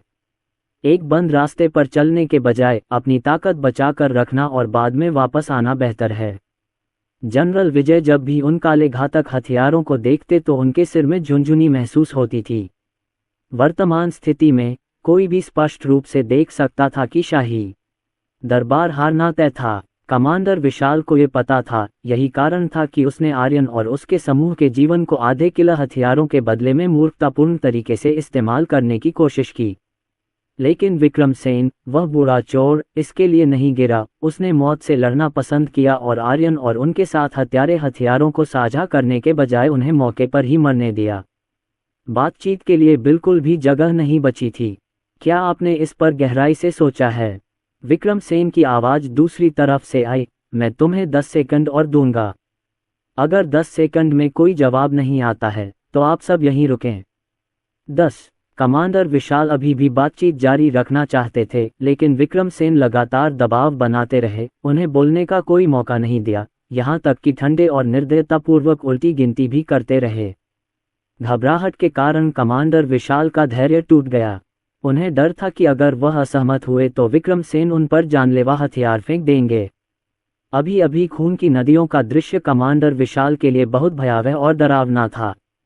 उसने अपनी मुट्ठियां भींच लीं, अपनी कृपाण निकाल दी और तुरंत जवाब दिया, बस करो विक्रमसेन, तुम पाखंडी खलनायक हो, तुम सचमुच आर्यन और उनकी वफादारी के लायक नहीं हो। मैं उन्हें रिहा कर दूंगा। आर्यन, तुम देख रहे हो न, जब सेन परिवार संकट में था तो आपने बिना किसी हिचकिचाहट के उसका पीछा किया, लेकिन जब एक कृपाण आपके गले पर था तो वह कुछ घातक हथियार सौंपने के लिए भी तैयार नहीं था। तुम्हारी जान कुछ ठंडी, कठोर वस्तुओं के लायक भी नहीं है। आर्यन ने कमांडर विशाल की ओर उपहास भरी निगाहों से देखा, कोई जवाब नहीं दिया। सेन परिवार के सैनिकों ने तो इसका उपहास भी किया। केवल मूर्ख ही ऐसे विभाजनकारी शब्द सुनेगा। सभी ने किलर वेपन्स की ताकत देखी थी। किलर वेपन्स सौंपने और अपनी जान देने में क्या फर्क था? क्या कमांडर विशाल को सचमुच लगता था कि वो कुछ बेतुके वाक्यों से मनोबल तोड़ सकते हैं? ये देखकर कि न तो आर्यन और न ही सेन परिवार ने कोई जवाब दिया, कमांडर विशाल का गला रुंध गया। उसने विक्रमसेन को घूरते हुए दांत पीसते हुए कहा, विक्रमसेन, तुम बहुत निर्दयी हो। तब मैं आर्यन और इन बंदियों को तुम्हें सौंप दूंगा। अभी तो बात खत्म नहीं हुई है। अगर तुम्हारे पास जानलेवा हथियार हो तो क्या होगा? मुझे नहीं लगता कि तुम्हारा बेटा इतना शक्तिशाली है, या ये चीजें सचमुच अक्षय हैं। अभी समय नहीं आया है और परिणाम भी तय नहीं हुआ है। मैं देखना चाहता हूं कि आखिर में किसकी जीत होगी। अपने आदमियों को दोली पीछे हटने को कहो, शहर का द्वार खोलो, और जब हम सुरक्षित दूरी पर पहुंच जाएंगे तो मैं आर्यन और अन्य को छोड़ दूंगा। विक्रमसेन ने अपना हाथ उठाकर अपने पीछे खड़े सैनिकों को पीछे हटने का संकेत दिया। उनके बगल में बैठा अधेड़ जनरल कुछ कहने ही वाला था कि बूढ़े जनरल ने उसे घूरकर देखा। जनरल सेन को पता है कि वह क्या कर रहे हैं। शाही दरबार पहले से ही डरा हुआ है और उसके पास दिमागी खेल खेलने के लिए कोई पूंजी नहीं है। पीछे हट जाए। 1 घंटे बाद सेन परिवार के 90,000 सैनिक 2 लीग दूर पीछे हट गए थे। जियांगलिंग शहर का बंद द्वार चरमराहट के साथ खुल गया। तभी कमांडर विशाल का बेचैन दिल शांत हुआ। उसने कोई चाल चलने की हिम्मत नहीं की। सिर्फ विक्रमसेन और उसके 1 दर्जन भरोसेमंद साथी मारक हथियार लिए उसके सामने खड़े थे। अतीत में कमांडर विशाल क्रूर हो गए थे, लेकिन अब मारक हथियारों की शक्ति को देखकर सभी अंधेरे विचार दब गए थे। यदि शाही दरबार ने कोई कदम उठाया, कमांडर विशाल को यकीन था कि वह आर्यन से भी जल्दी मर जाएगा। सैकड़ों या हजारों मीटर की दूरी तक मार करने वाले उन घातक हथियारों को हल्के में नहीं लिया जा सकता था। उन सभी 10,000 से अधिक बंदियों को रिहा करो। पीछे हटना, सब लोग पीछे हट जाओ। सेनापति विशाल को सैनिकों ने बीचों बीच से घेर लिया। जैसे ही दोनों पक्षों के सैनिकों ने अपने अपने बंधकों की अदला बदली की, वह अपने घोड़े पर सवार होकर तेजी से शहर से बाहर भाग गया। उसके पीछे पीछे भयभीत शाही दरबार के सैनिक भी थे। आर्यन और 10,000 से अधिक बंदी जियांगलिंग शहर के अंदर ही रह गए। इस प्रकार शाही दरबार और सेन परिवार के बीच लड़ाई समाप्त हो गई। शहर की नीली पत्थर की सड़कें खून से सनी हुई थीं और जियांगलिंग शहर में खून की तेज गंध फैली हुई थी। जमीन पर शाही दरबार के सैनिकों के अनगिनत शव पड़े थे। कुछ की लाशें खून से सनी हुई थीं, कुछ के कटे हुए अंग खून से लथपथ थे और कुछ मदद के लिए रो रहे थे और दया की भीख मांग रहे थे। उन सभी अपंग सैनिकों को कमांडर विशाल ने त्याग दिया था। वे अपने अंग खो चुके थे और भाग नहीं पा रहे थे, इसलिए परित्यक्त सैनिक बन गए। पास खड़े सेन परिवार के विश्वसनीय सहयोगी ने अपंग सैनिकों की ओर देखा जो चिल्ला रहे थे, मुझे पीछे मत छोड़ना। फिर जटिल भावनाओं और दया का अनुभव करते हुए उसने अपनी नज़रें फेर लीं। उसे उन सैनिकों पर दया आ रही थी जिन्होंने शाही दरबार के लिए लड़ाई लड़ी थी। अंत में उन्हें दुश्मन के शिविर में छोड़ दिया गया। वे केवल रोने, चिल्लाने और कमांडर विशाल और उसके आदमियों को भागने के लिए असहाय रूप से देखने में सक्षम थे। जनरल, विश्वस्त सहयोगी ने विक्रमसेन की ओर देखा और शहर के बाहर उस दिशा की ओर इशारा किया जहां कमांडर विशाल भाग गया था। क्या हम शाही दरबार के लोगों को ऐसे ही जाने देंगे? सेनापति विशाल और जनरल विजय, इन दोनों को अतीत में आपकी कृपा प्राप्त हुई थी। इन दोनों को आपने मात्र पैदल सैनिकों से पदोन्नत किया था। फिर भी जब आप सीमा से दूर थे तब वे धन और वैभव के लिए सम्राट हर्षवर्धन सिंघानिया के पास चले गए। आज तो उन्होंने आर्यन और अन्य लोगों को भी बंधक बना लिया और उनके बदले में उन्हें जानलेवा हथियार देना चाहते थे। मैं सचमुच इस आक्रोश को बर्दाश्त नहीं कर सकता, लेकिन अब उनका पीछा करने में बहुत देर हो चुकी है। हमारे लोग 2 किलोमीटर पीछे हट गए हैं। यश जितना अधिक इसके बारे में सोचता गया, उसकी अनिच्छा उतनी ही बढ़ती गई। जैसे ही उसने कमांडर विशाल के बदसूरत चेहरे, उसके अहंकारी और आत्मसंतुष्ट व्यवहार के बारे में सोचा, वह उसका पीछा करके उसे गोली मार देना चाहता था। आर्यन और रिहा हुए बंदियों ने ये आक्रोश भरे शब्द सुनकर आत्मग्लानि से अपना सिर नीचे कर लिया, घुटनों के बल गिर पड़े। उनके चेहरे शर्म और पछतावे से भर गए। ये सब उनकी गलती थी। अगर उन्होंने उन्हें रोका न होता तो जनरल सेन शाही दरबार के लोगों का पूरी तरह से सफाया कर सकते थे और सीमा पर कब्जा कर सकते थे, बजाय इसके कि उन्हें इतना दबाया जाता। तथापि इसके बाद विक्रमसेन के गहरे शब्दों ने सबकी आंखें ऊपर उठा दीं। उन्होंने कहा, क्या आपको लगता है कि सेनापति विशाल इन भागते हुए सैनिकों के साथ शाही दरबार की सीमा में वापस भाग सकते हैं? मत भूलना अर्जुन, अब वापस आने का समय हो गया है। मैं भरोसेमंद हूँ, लेकिन इसका मतलब यह नहीं है कि मैं इस अपमान को सहन कर लूँगा। उस समय मैं उसे भाई की तरह मानता था, हर जगह उसकी मदद और समर्थन करता था, लेकिन उसने सम्राट हर्षवर्धन सिंघानिया के साथ मिलकर मुझे फंसाने की साजिश रची, यहाँ तक कि मेरी सैन्य शक्ति और मेरे जीवन को भी हड़पने की कोशिश की। मैं उसे कैसे जाने दे सकता हूँ? जरा ठहरो, मेरा बेटा मुझसे ज्यादा सक्षम है और ज्यादा निर्दयी भी। कमांडर विशाल और उसके आदमी ज्यादा दूर नहीं जा पाएंगे। विक्रम सेन की भविष्यवाणी सही थी। अर्जुन सेन, जो सीमावर्ती सराय से जियांगलिंग शहर की ओर वापस जा रहे थे, पहले ही आधे रास्ते पर पहुंच चुके थे। सम्राट यान के शाही युद्ध आदेश, जो सीमा तक पहुंच चुका था, के कारण अर्जुन सेन को पता था कि इन 2 दिनों में, शायद आज ही, शहर पर हमला जरूर होगा। इसी वजह से अर्जुन सेन ने खास तौर पर पूर्वी द्वार का रास्ता चुना। 1 घंटे की यात्रा के बाद वह जियांगलिंग शहर के पूर्वी द्वार पर पहुंच जाएगा। अर्जुन सेन, जो अपनी आभा बिखेरने लगे थे, घोड़े पर सवार होकर आगे बढ़े। उन्होंने अनन्या चटर्जी को अपनी बाहों में भर लिया, जो उनके सामने बैठी थीं। सामान की दुकान बढ़ती हुई अंकों की आवाज़ों से गूंजती रही। अंक 30,440, 30,441 से बढ़ गए। उसके पीछे ब्लैक रैट और तीरंदाजों का एक समूह था। पीछे कई 100 सैनिक खड़े थे जो काफी देर से मुस्कुरा रहे थे। आज से पहले सभी सैनिकों ने सोचा था कि यह यात्रा पूरी तरह से अवसरहीन थी, लेकिन उन्होंने मिस चटर्जी के बीच में अपहरण होने की भयानक घटना का सामना करने की उम्मीद नहीं की थी, जिसने सीधे उनके सामने यह अवसर ला दिया। यश, उसके बगल में खड़े एक सिपाही ने युवा सिपाही से धीरे से पूछा, क्या यंग मास्टर अब हमें स्वीकार करने की योजना बना रहे हैं? जब हमने मिस चटर्जी को वापस भेजा तो यंग मास्टर ने कहा, हमारे लिए, अगर आप पीछे आना चाहती हैं तो आइए। क्या इसका मतलब यह है कि जब हम जियांगलिंग शहर पहुंचेंगे तो वह हमें भगा नहीं देंगे? पिंगयांग शहर के युवा सैनिक यश ने अपना चेहरा रगड़ा। वह अपनी उत्तेजना को रोक नहीं पाया। चिंता मत करो, मैं इस दौरान ये बात समझ गया हूँ। युवा मास्टर सेन एक बहुत सतर्क मास्टर हैं। सतर्क का क्या अर्थ है? यश ने उत्तर दिया, इसका मतलब है कि युवा मास्टर सेन को किसी को स्वीकार करना बहुत कठिन लगता है और किसी को स्वीकार करना भी बहुत कठिन लगता है, लेकिन एक बार जब वह उन्हें स्वीकार कर लेते हैं तो वह उन्हें अपना मान लेते हैं।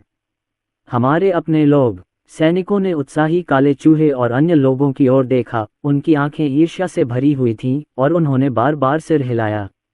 यश ने आगे कहा, देखो, ब्लैक रैट और अन्य लोगों ने यंग मास्टर सेन का जीवन और मृत्यु में कई बार साथ दिया है और वे सबसे अधिक मूल्यवान हैं। वे 100 विश्वसनीय सहयोगी सेन परिवार के सबसे कठिन समय में भी वफादार रहे और वे भी समान रूप से सम्मान के पात्र हैं। युवा मास्टर सेन की दयालुता बिना किसी कारण या शर्त के नहीं है। इसके विपरीत, इसके लिए महत्वपूर्ण शर्तों की आवश्यकता होती है। ये ठीक इसलिए है क्योंकि उन्होंने सबसे पहले यंग मास्टर सेन के प्रति गहरी निष्ठा और स्नेह दिखाया था, इसलिए यंग मास्टर सेन उन्हें महत्व देते हैं। हम निश्चित रूप से उनसे तुलना नहीं कर सकते, लेकिन कम से कम हमें युवा मास्टर ने स्वीकार कर लिया है ना? चूंकि उन्होंने हमें स्वीकार कर लिया है, इसलिए जब तक ये सिद्धांत का मामला नहीं है, वे निश्चित रूप से हमें भगाएंगे नहीं। ये स्पष्टीकरण सैनिकों के कानों में पड़ा और उनकी आंखें चमक उठीं। युवा मास्टर सेन वास्तव में अन्य मास्टरों से अलग हैं। अन्य स्वामी केवल सुंदर बातें करते हैं, लेकिन वास्तव में काम पूरा हो जाने पर वे सभी अपने औजार त्याग देते हैं और आसानी से निर्दयी हो जाते हैं। यंग मास्टर सेन इसके विपरीत हैं। वह अपने मुंह से नहीं बोलता, वह केवल अपने दिल में अनकर्जित करता है। अगर उसके अधीन सैनिक उसे दया का एक बिंदु देते हैं तो वह बदले में विश्वास का एक बिंदु देता है। काली बकरी और ड्रैगन की तरह, एक को जंग क्यूई का संक्रमण था और दूसरे को जहरीले सांप ने काट लिया था, लेकिन युवा मास्टर सेन ने बिना पलक झपकाए उन्हें मारक औषधि दे दी। हालांकि हर कोई नहीं जानता था कि यह किस प्रकार का मारक है, लेकिन इसमें कोई संदेह नहीं था कि यह बहुत कीमती था। यश जितना ज्यादा इसके बारे में सोचता, उतना ही ज्यादा खुश होता। उसने अपने धड़कते दिल को छुआ और खुशी से बोला, मैंने एक मजबूत समर्थक का साथ दिया है। इस बार मैंने सही गुरु का साथ दिया है। आखिरकार मैं कुछ कर दिखाने वाला हूँ। आगे से आती हुई घोड़ों की टापों की आवाज अचानक बंद हो गई। यश और सिपाही अचानक उत्तेजित हो गए। उन्होंने देखा कि अर्जुन सेन और ब्लैक रैट के चेहरे पर बहुत गंभीर भाव थे और उन्होंने काली दूरबीन भी निकाल ली, मानो कुछ बड़ा हुआ हो। सैनिकों ने एक दूसरे को देखा और तेजी से उनका पीछा किया। बस अब, काला चूहा, जो आगे की हलचल पर ध्यान दे रहा था, अचानक जमीन में हल्की कंपन महसूस कर रहा था। वह तुरंत घोड़े से उतरा और सुनने के लिए झुक गया। पल भर में हजारों घोड़ों की गर्जना की आवाज उसकी ओर आने लगी। ब्लैक रैट के हाव भाव में थोड़ा परिवर्तन आया और उसने तुरंत अर्जुन सेन को सूचित किया कि आगे कोई असामान्य हलचल हो रही है। कैसा है युवा स्वामी, क्या आपने कुछ देखा है? काले चूहे ने भारी स्वर में पूछा। दूरबीन के लेंसों से यान अक्षर से सजे युद्ध के झंडे दिखाई दे रहे थे। भागते हुए 12,000 शाही सैनिक अपने झंडे लिए घबराहट में पीछे मुड़कर देख रहे थे और बेतहाशा आगे की ओर भाग रहे थे। और सेना के बिल्कुल मध्य में गंभीर और भयभीत सेनापति विशाल था। अर्जुन सेन ने दूरबीन नीचे रखी, उसे ब्लैक रैट को दिया और शांति से उत्तर दिया, ये भागती हुई शाही सेना है जो हमारी दिशा में भाग रही है। अनुमानतः 250 घंटे में वे पहाड़ पार करके यहाँ पहुँच जाएंगे। ये वास्तव में वे हैं। कमांडर विशाल सचमुच भाग गए। उनकी संख्या लगभग 1,20,000 है। कुछ सैनिकों के शरीर पर काफी खून के छींटे हैं। लगता है लड़ाई बहुत भीषण थी। क्या हमारे जनरल जियांगलिंग शहर में अपनी जान बचाने में नाकाम रहे? क्या ऐसा हो सकता है कि कुछ अप्रत्याशित हुआ हो और जनरल सेन ने इन लोगों को जाने दिया हो? युवा गुरु, दुश्मन के पास 1,20,000 लोग हैं। क्या हमें उनसे बचने की जरूरत है? टालना, क्या उन्हें इनसे बचना चाहिए? अर्जुन सेन ने अपना सिर घुमाया, उसकी नज़र सैकड़ों सैनिकों पर पड़ी। अर्जुन सेन की निगाहों को देखते हुए सैनिक यश तुरंत आगे बढ़ा और घोषणा की, युवा स्वामी, चूंकि आपने हमें भगाया नहीं है, इसलिए हम आपके सैनिक हैं और हम आपके साथ आगे बढ़ने और पीछे हटने को तैयार हैं। हम मरने से नहीं हिचकिचाएंगे। सभी सैनिकों ने अपनी मुट्ठियां भींच लीं, उनका खून खौल रहा था और उन्होंने सिर हिलाकर कहा, हम युवा मास्टर की इच्छानुसार उसका अनुसरण करेंगे। इन 800 सैनिकों ने अपनी वफादारी व्यक्त करने के लिए हाथापाई की। इन लोगों की संख्या धनुर्धारियों और ब्लैक रैट तथा उसके समूह को मिलाकर 900 से अधिक थी, जो 1,000 से भी कम थी। 1,000 बनाम 1,20,000। ऐसा लगता है यह इतना मुश्किल नहीं है। अगर ऐसा है तो फिर चलो फसल काटें। दुश्मन का सीधा सामना करने का निर्णय लेते हुए अर्जुन सेन तुरंत नीचे उतरे और आपूर्ति मॉल में सीधे 100 टाइम्ड हैंड ग्रेनेडों का आदान प्रदान किया, जिसमें 1 लाख अंक खर्च हुए। बाद में उन्होंने 100 सबमशीन गन बदल लीं। सबमशीन गन और राइफलों में सबसे बड़ा अंतर यह है कि उन्हें दोबारा लोड करने की ज़रूरत नहीं होती और वे लगातार गोलियां दाग सकती हैं और तेज़ी से धमाका धमाका धमाका धमाका की आवाज़ के साथ पूरे इलाके में फैल जाती हैं। डिंग, 100 समयबद्ध हैंड ग्रेनेड सफलतापूर्वक बदले गए। 1 लाख अंक काटे गए। 100 प्राथमिक सबमशीन गनों का सफलतापूर्वक आदान प्रदान किया गया। 1 लाख अंक काटे गए। 1 लाख गोलियों का सफलतापूर्वक आदान प्रदान हुआ। 1 लाख अंक काटे गए। आपूर्ति मॉल में कुल शेष अंक हैं। सैन्य सामग्री तैयार। सभी बातें उनके निजी स्थान पर प्रकट हुईं। अर्जुन सेन ने मन ही मन 100 हथगोले अपने थैले में डालते हुए कहा। ये सब करने के बाद उसने यश की ओर हाथ हिलाकर कहा, इन हथगोलों को शाही सेना के अपरिहार्य मार्ग पर गाड़ दो। प्रत्येक हैंड ग्रेनेड को 100 मीटर की दूरी पर दफनाया जाना चाहिए। उन्हें बहुत गहराई में दफनाने की कोई आवश्यकता नहीं है, बस इतना कि शाही सेना को उनकी उपस्थिति का पता न चले। शाही सेना इस पहाड़ को पार करके 2/4 घंटे से भी कम समय में इस मुख्य सड़क पर पहुंच जाएगी। तुम्हें जल्दी करनी होगी, जाओ। यश, जिसका नाम पुकारा गया, बहुत उत्साहित था। उन्होंने सावधानी से हैंड ग्रेनेड ले लिए, अपनी छाती थपथपाए और कार्य पूरा करने का वादा किया। इसके बाद उन्होंने अपने पीछे 800 सैनिकों को ले लिया और तुरंत काम पर लग गए। कुछ लोग गड्ढे खोदने लगे, अन्य लोग छिपने की जगह ढूंढने लगे और जितनी जल्दी हो सके इन 100 हैंड ग्रेनेडों को जमीन में गाड़ दिया। अर्जुन सेन ने हैंड ग्रेनेड का कार्य वितरित करने के बाद सैनिकों की अनुपस्थिति का लाभ उठाते हुए सीधे 100 सबमशीन गन और गोलियां निकाल लीं। जोया का दिमाग खाली होते देख उसने एक छोटे से थैले से 100 हथेली के आकार के हैंड ग्रेनेड, फिर 100 भारी सबमशीन गन और फिर 1 लाख गोलियां निकालीं। यहाँ तक कि अनन्या चटर्जी भी आश्चर्य से पलकें झपकाने लगीं। जोया को बहुत धक्का लगा। वह तेजी से अनन्या चटर्जी की ओर झुकी और भयभीत होकर फुसफुसाते हुए बोली, मास्टर, क्या आपने देखा? क्या आपने देखा? मेरी आंखें अंधी हो रही होंगी। मैं समझ सकता हूं कि इतने छोटे थैले में 100 हथेली के आकार के हैंड ग्रेनेड कैसे आ सकते हैं, लेकिन वो 100 भारी बंदूकें और इतने सारे छिपे हुए हथियार, क्या एक थैले में इतनी क्षमता हो सकती है? इन सब चीज़ों को मिलाकर मुझे डर है कि 10 थैले भी काफ़ी नहीं होंगे। मैं स्तब्ध हूँ। मैं सपना तो नहीं देख रहा हूँ न। ये कपड़े का थैला, क्या ये किसी प्रकार का खजाना हो सकता है?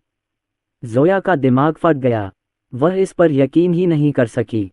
अगर उसने अपनी आंखों से न देखा होता तो उसे अंदाज़ा भी न होता कि इस छोटे से थैले में इतनी सारी चीज़ें आ सकती हैं। और यंग मास्टर सेन एक एक करके उन्हें ऐसे निकालते जा रहे थे मानो कभी खत्म ही न हो। अनन्या चटर्जी ने उदासीनता से जोया की ओर देखा और कहा, क्या मैं ऐसी दिखती हूँ कि मुझे अंदर की कहानी पता है?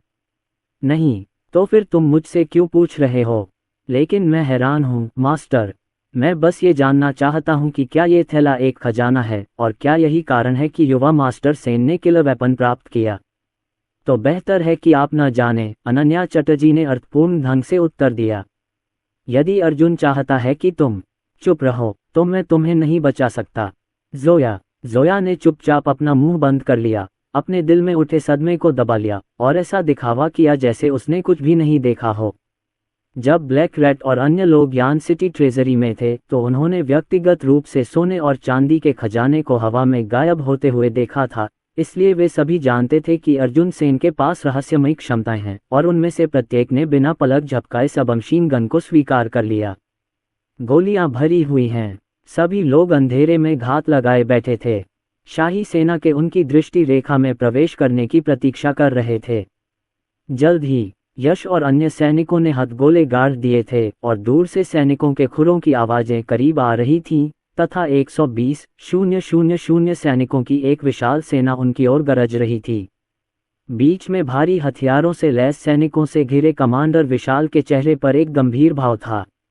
आज की इस दुखद लड़ाई को वे अब भी स्वीकार नहीं कर पा रहे थे, इस बात को स्वीकार नहीं कर पा रहे थे कि उन्हें शुरू से ही दबा दिया गया था। विक्रम सेन, अर्जुन सेन, एक दिन ये कमांडर तुम्हें जिंदा ही उड़ा देगा। ये घातक हथियार कहाँ से आए? विक्रम सेन के पास इतने सारे हथियार कैसे हो सकते थे, मानो वे कभी खत्म ही न हो। ये तो बिल्कुल ही अतार्किक है। और घेराबंदी की रणनीति के बारे में क्या ख्याल है? सेन परिवार की सेना को थका देने के बारे में क्या ख्याल है?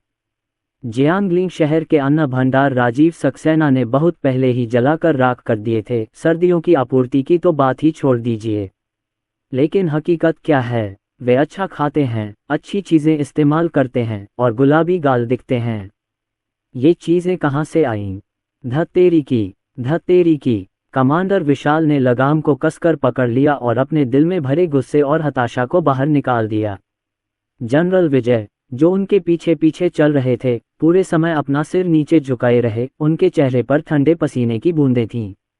आधा महीना पहले जब उन्होंने अर्जुन सेन पर घात लगाकर हमला किया था, जनरल विजय ने देखा था कि अर्जुन सेन और उनके लोग पूरी तरह से सुसज्जित थे और ऐसा नहीं लग रहा था कि उन्हें भूखा रखा गया हो।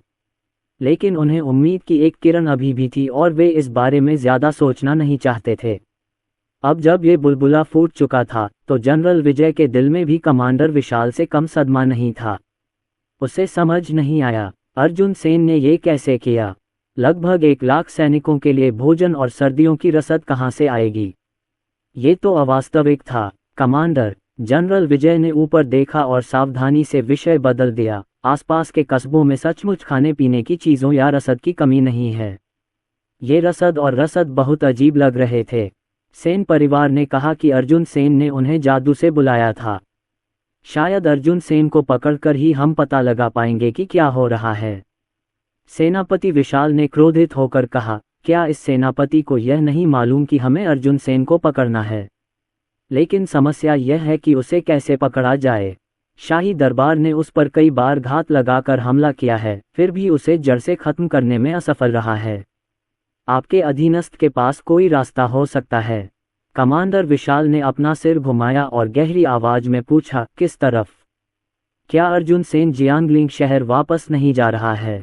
उसने सेन परिवार के 100 विश्वासपात्रों को साथ लिया और राजधानी के पास इतना सोना, चांदी और कीमती सामान लूट लिया, जिसके लिए बहुत सारे जानलेवा हथियार खर्च करने पड़े होंगे। जरा सोचो, 100 लोग अपने साथ कितने किलर वेपन्स ले जा सकते हैं? और रास्ते में उन्होंने 2 बार इनका सेवन किया। सबसे अहम बात यह है कि अर्जुन सेन ने विक्रम सेन के लिए भी एक बड़ा हिस्सा छोड़ा था। हमारी शाही सेना में अभी भी 120,000 सैनिक हैं। दूसरी तरफ केवल 100 लोग हैं। अगर हम अर्जुन सेन को बीच रास्ते में ही रोक सकते हैं, तो क्या होगा अगर हम अपनी आधी सेना खर्च कर दें? जब तक हम अर्जुन सेन को जिंदा पकड़ सकें, तब तक सभी संकट सुलझ जाएंगे। क्या आप सहमत नहीं हैं? जनरल विजय का सुझाव कमांडर विशाल को पसंद आया।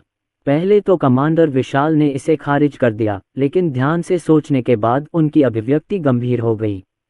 अर्जुन सेन जियांगलिंग शहर से 100 से अधिक विश्वासपात्रों को राजधानी में ले गए। बीच रास्ते में 20,000 सैनिकों द्वारा अवरोधन का सामना किया और बहुत सारे किला हथियारों का उपभोग किया। इसके बाद अर्जुन सेन ने 8 शहरों के अन्न भंडार और खजाने लूट लिए। सिर्फ एक शहर नहीं, बल्कि 8 शहरों के। इसमें और भी ज्यादा घातक हथियार खर्च हुए होंगे, लेकिन कुल मिलाकर उनके पास सिर्फ 100 से कुछ ज्यादा लोग थे। अगर उनके बैग पूरे भरे भी होते तो वे कितना सामान ले जा पाते? वे शायद अब लगभग समाप्त हो चुके हैं। स्विश। कमांडर विशाल जितना ज्यादा इस बारे में सोचते, उन्हें उतना ही लगता कि एक मौका जरूर है। उन्होंने तुरंत ऊपर देखा और तीखी, गहरी आवाज में कहा, जनरल विजय, आप सही कह रहे हैं। इस कमांडर को ये बात क्यों नहीं सूझी? उसने रास्ते में इतने सारे घातक हथियार खाए और इतनी लंबी दूरी तय की। अब शायद वह अपनी अंतिम सांस तक पहुंच चुका है। इस समय यदि वह हमारी 120,000 शक्तिशाली सेना से भिड़ जाए, 120,000 की तुलना में 100 से कुछ अधिक लोग हैं, भले ही हम 50,000 और शाही सैनिकों की बलि चढ़ा दें, जब तक हम उसे जीवित पकड़ सकें और हथियारों के स्रोत और निर्माण विधि का पता लगा सकें, तो क्यों नहीं? ये तरीका संभव है। सभी को तुरंत सूचित करें। पूरी गति से आगे बढ़ो, इस बदमाश अर्जुन सेन को रोको। हमें। कमांडर विशाल की गड़गड़ाती कमान अभी तक नहीं उतरी थी और जनरल विजय के चेहरे पर राहत भरी मुस्कान अभी उभरी थी। अगले ही पल अचानक जमीन के नीचे से एक हल्की सी टिक टिक की आवाज आई। यह हैंड ग्रेनेड का टाइमर शुरू होने का संकेत था। विस्फोट की उल्टी गिनती। और तब उनके कानों में एक जबरदस्त विस्फोट की आवाज गूंजी। Boom boom boom. आहा! कई 100 मीटर आगे शाही सैनिकों की पहली टीम की स्थिति से शुरू होकर बाईं ओर, दाईं ओर और पीछे प्रत्येक लगभग 100 मीटर की दूरी पर विनाशकारी विस्फोट अचानक भड़क उठे। प्रचंड आघात तरंग ने सैनिकों के शरीर को चीर डाला। आकृतियां हवा में उछल गईं, फिर जमीन पर गिर गईं और खून से लथपथ चीखने लगीं। Boom boom boom. वे यहाँ हैं, वे यहाँ हैं। सेना के केंद्रीय क्षेत्र में भी बहरा कर देने वाले विस्फोट हुए। सेना के पिछले क्षेत्र में भी भीषण विस्फोट की आवाजें गूंज उठीं। एक के बाद एक, शीघ्रतापूर्वक। लगभग एक साथ 100 हैंड ग्रेनेड विस्फोटित हुए। शक्ति कितनी विशाल थी! इतना बड़ा कि कुछ ही सेकंड में अनगिनत लोग मर गए या घायल हो गए और सभी दिशाओं से भयानक चीखें गूंजने लगीं। कमांडर विशाल झटके से घोड़े से उछलकर जमीन पर गिर पड़े। उनकी हथेली पत्थर से छिल गई। वे उस खूनी मंजर को स्तब्ध और भावशून्य दृष्टि से देखते रहे। एक पल के लिए उनका दिमाग जम गया। जब तक bang bang bang bang bang bang bang गोलियों की परिचित और तीखी आवाज गूंजी, जिससे कमांडर विशाल को होश आ गया। उसने अस्त व्यस्त सेना की ओर, जमीन पर पड़े कटे हुए अंगों की ओर देखा और सैनिकों की भयभीत चीखें सुनी। उसका शरीर बेकाबू होकर कांप रहा था। ये कौन है? ये कौन है? आखिर यह कौन है? कमांडर, ये जानलेवा हथियार हैं, जमीन के नीचे दबे हुए जानलेवा हथियार।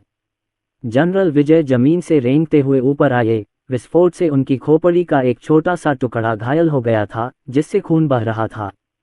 उसने अपने खून से लथपथ सिर को एक हाथ से ढक लिया और तेजी से कमांडर विशाल की तरफ लुढ़क गया। घबराहट में अपना सिर हिलाते हुए चिल्लाया, ये ठीक नहीं है कमांडर। ये जानलेवा हथियार जमीन के नीचे कैसे आ सकते हैं?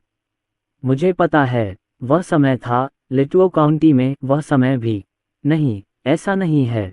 वह समय था जब आप किसी घातक हथियार पर पैर रखते थे तो वह फट जाता था, लेकिन यह वह समय नहीं है। हमारी सेना एकदम केंद्र तक पहुंच गई जब वे सभी एक ही समय में विस्फोट हो गए। पृथ्वी पर क्या चल रहा है? क्या शाही दरबार की खुफिया जानकारी ने यह नहीं कहा था कि हथियारों को काम करने के लिए जमीन पर फेंकना या उन पर पैर रखना जरूरी है? क्या ऐसा हो सकता है? नए हथियार हैं। जब जनरल विजय ने अंतिम वाक्य बोला तो उनके दांत बज रहे थे। वह घबरा गया, वह पूरी तरह से घबरा गया।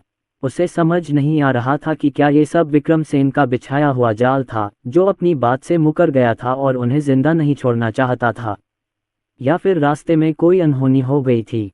अर्जुन सेन। भीड़ के बीच किसी ने, उसे नहीं मालूम था कि कौन था, अर्जुन सेन का नाम दिल टूटते हुए चिल्लाया। स्तब्ध कमांडर विशाल ने अचानक ऊपर देखा। उसने सामने की ओर देखा और उसे एक भयावह दृश्य दिखाई दिया। उसके चेहरे की मांसपेशियां सदमे से फड़क रही थीं। ये वास्तव में अर्जुन सेन था। ये वास्तव में अर्जुन सेन था। अपनी यात्रा में उन्हें अर्जुन सेन मिले। उन 100 से ज्यादा लोगों की हिम्मत कैसे हुई? अर्जुन सेन की हिम्मत कैसे हुई? उसने शाही दरबार की 120,000 की सेना पर घात लगाने की हिम्मत कैसे की? Bang bang bang. Commander, Arjun Sen यहाँ है। अर्जुन सेन अपने विश्वसनीय अनुयायियों को लेकर आया है और उन्हें मार रहा है। हम क्या करें? हम क्या करें? उन सब के पास घातक हथियार हैं, हम उन्हें हरा नहीं सकते। मैं मरना नहीं चाहता, मैं सचमुच मरना नहीं चाहता। मैंने शाही दरबार का साथ इसलिए चुना क्योंकि मैं थोड़ा और जीना चाहता था। कमांडर विशाल के नजरिए से वह ऐसा दृश्य देख सकते थे। आगे सड़क के बिल्कुल बीच में अर्जुन सेन अपने 100 से ज्यादा विश्वस्त अनुयायियों के साथ, चेहरे पर निडरता के भाव लिए दीप्तिमान खड़े थे। वे एक साफ सुथरी, अभेद्य पंक्ति में खड़े होकर आगे का रास्ता रोक रहे थे। वे अपने हाथों में असॉल्ट राइफलें लिए हुए थे और तेजी से गोलीबारी करते हुए पूरे क्षेत्र में घूम रहे थे। और पिंगयांग शहर के सैकड़ों सैनिक जो पीछे रह गए थे, वे लगातार असॉल्ट राइफलों में गोलियां डाल रहे थे, उन्हें लोड कर रहे थे तथा रिजर्व के रूप में काम कर रहे थे। जब कमांडर विशाल की नज़र अर्जुन सेन के चेहरे पर चमकीली, धूप भरी मुस्कान पर पड़ी तो उसके सिर में झुनझुनी सी दौड़ गई। उसने शाही दरबार के सैनिकों को अग्रिम पंक्ति में एक के बाद एक गिरते देखा। उसके कान गोलियों की कर्कश आवाज से भर गए। उस पल में कमांडर विशाल के दिमाग में 2 शब्द कौंधे, ये खत्म हो गया। कमांडर, यह अर्जुन सेन है। अर्जुन सेन और उसके लोगों ने हमें रोक लिया है। उसके हाथ में मौजूद मारक हथियार एक पल में कई प्रक्षेपास्त्र दागता है, जो 1 या 2 ली तक की भेदन शक्ति के साथ चारों ओर फैल जाता है। हमारे सैनिक सिर्फ मानवीय लक्ष्य हैं, वे संभवतः उस रक्षा पंक्ति को भेद नहीं सकते। आगे बढ़ना आत्महत्या के समान है। कमांडर, वे लोग मार काट कर आ रहे हैं, वे आ रहे हैं।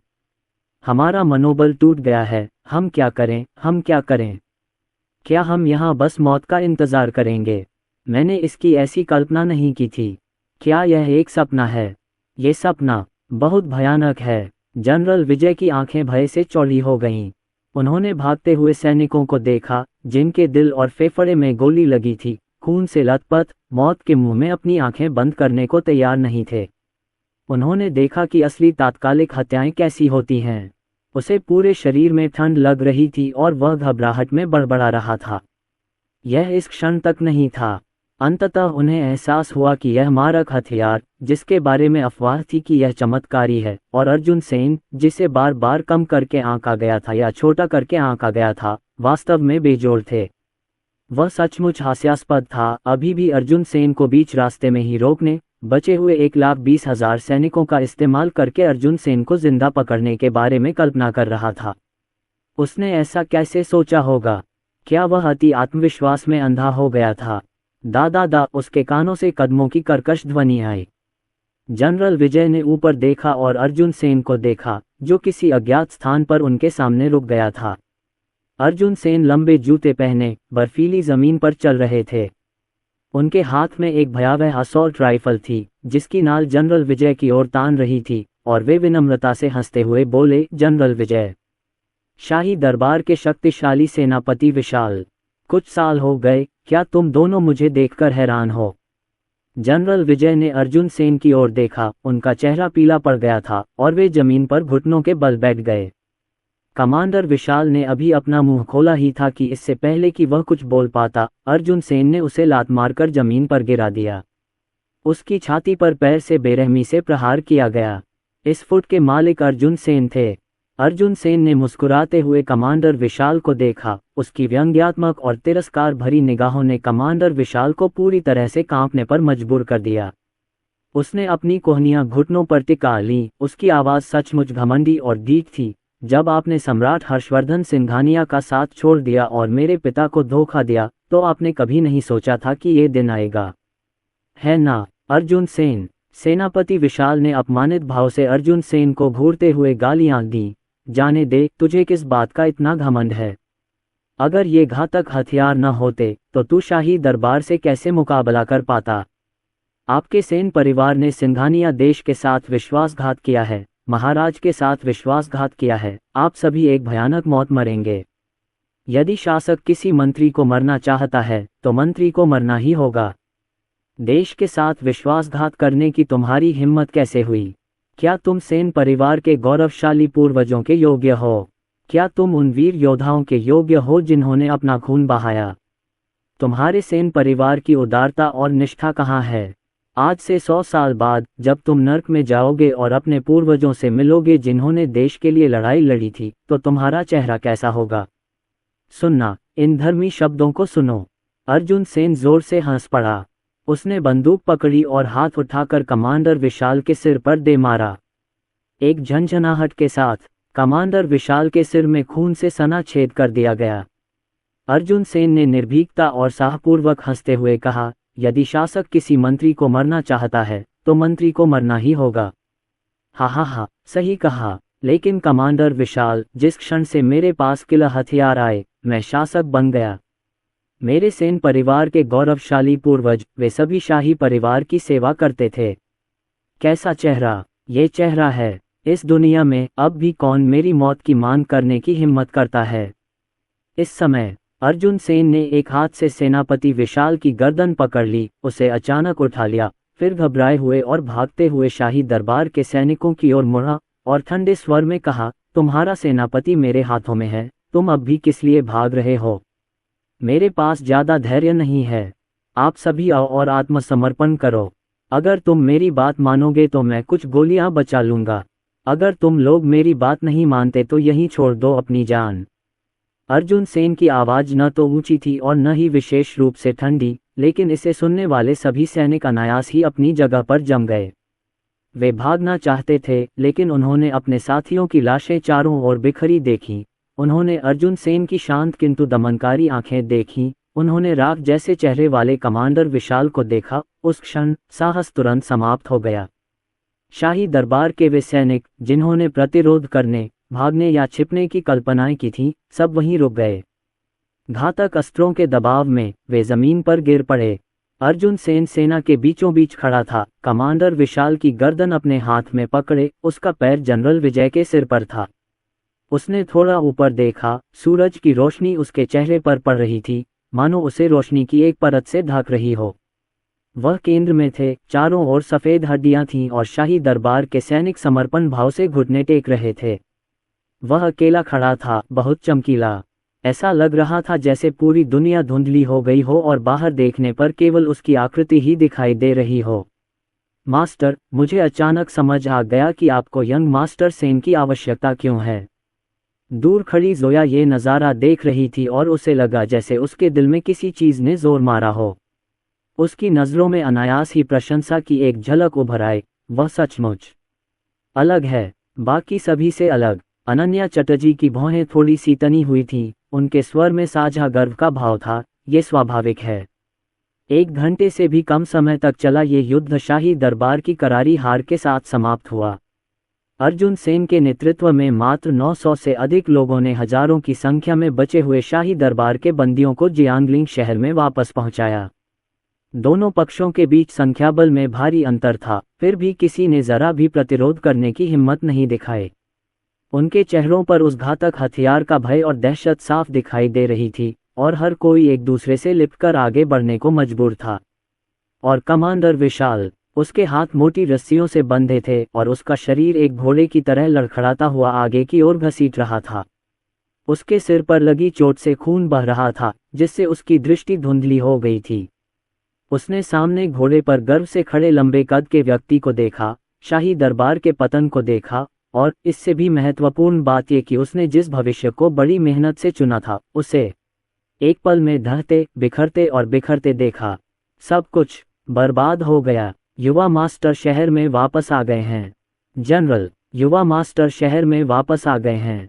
कमांडर विशाल और भगोड़ों के उस समूह को यंग मास्टर ने जीवित पकड़ लिया और वापस ले आए। जब तक जियांगलिंग शहर के द्वार के बाहर चीख पुकार गूंजती रही, तब तक निराश कमांडर विशाल को होश नहीं आया। 1-2 घंटे की छोटी सी यात्रा में कमांडर विशाल को घोड़े ने कई बार नीचे गिरा दिया था। उनका शरीर तरह तरह के खरोंचों से ढका हुआ था। वे पूरी तरह से अस्त व्यस्त दिख रहे थे, घेराबंदी के दौरान दिखाए गए अहंकार से बिल्कुल रहित। उसके होंठ कांप रहे थे। उसने अपना सिर उठाया।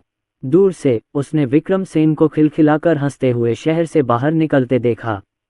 उन्होंने सेन परिवार की सेना को अपनी जीत का जश्न मनाते देखा। उसने आर्यन को भी देखा, जिसे बचा लिया गया था, और 10,000 से ज्यादा सैनिक शहर के अंदर कुछ ही दूरी पर खड़े थे।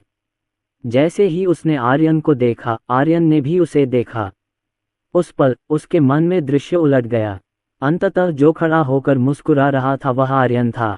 अंततः हताश और निराश व्यक्ति वह था। पुरुष। अर्जुन सेन की आवाज कमांडर विशाल के कानों तक पहुंची और उन्हें वास्तविकता में वापस ले गई। सभी पकड़े गए शाही दरबारी जनरलों को संकीर्ण पिंजरों में कैद कर दो, उन्हें पानी और भोजन से वंचित कर दो और उनके फैसले का इंतजार करो। जहां तक वापस लाए गए हजारों सैनिकों की बात है, जिन लोगों ने सेन परिवार के सैनिकों का खून बहाया है, उन्हें तुरंत चाकू मारकर मार डाला जाना चाहिए। बाकी लोगों को अभी लोहे की जंजीरों से बांध दिया जाना चाहिए। हाँ, जल्द ही। सेन परिवार के सैनिकों ने अर्जुन सेन के आदेश का पालन करते हुए इन बंदियों को वापस जियांगलिंग शहर में पहुंचा दिया। संकरे पिंजरे शब्द सुनते ही कमांडर विशाल और जनरल विजय के चेहरे पीले पड़ गए। आर्यन को, जो दूर से ठंडी मुस्कान बिखेर रहा था, देखकर दोनों को सचमुच बात पलट गई है का मतलब समझ आ गया। एक बार आर्यन को पिंजरे में कैद कर दिया गया था, उसकी गरिमा छीन ली गई थी। अब ये वे थे। अर्जुन। विक्रम सेन ने अर्जुन सेन के आदेशों को स्पष्टता और क्रम से सुना। अपने परिपक्व और स्थिर होते बेटे को देखते हुए उसकी आंखें लाल हो गईं। तुम्हें सकुशल लौटता देखकर तुम्हारे पिता निश्चिंत हो गए हैं। मैं जानता था कि मेरे बेटे का भाग्य मनुष्यों के बीच ड्रैगन बनना है। इस यात्रा में आपने राजधानी के निकटवर्ती 8 शहरों के वित्तीय और भौतिक संसाधनों पर कब्जा कर लिया, सम्राट हर्षवर्धन को चक्कर में डाल दिया, और शहर लौटते समय आपने शाही दरबार की सेना पर भी कब्जा कर लिया। आपने शाही दरबार के सेनापति और सेनापतियों को एक ही झटके में बंदी बना लिया। अर्जुन, तुम अपने पिता से भी अधिक शक्तिशाली हो। ओह, वैसे शीइंग कहाँ है? विक्रम सेन ने अर्जुन सेन के कंधे पर थपथपाया। उनकी आंखें गर्व और खुशी से भरी हुई थीं। पिताजी, बगल से आवाज आई। निशा सेन अपनी स्कर्ट को ऊपर उठाते हुए विक्रम सेन के सामने घुटनों के बल बैठ गई। उसकी पीठ सीधी थी, लेकिन उसकी आवाज सिसकियों और अपराध बोध से भर गई थी। आपकी बेऔलाद बेटी ने आपको चिंता में डाल दिया है।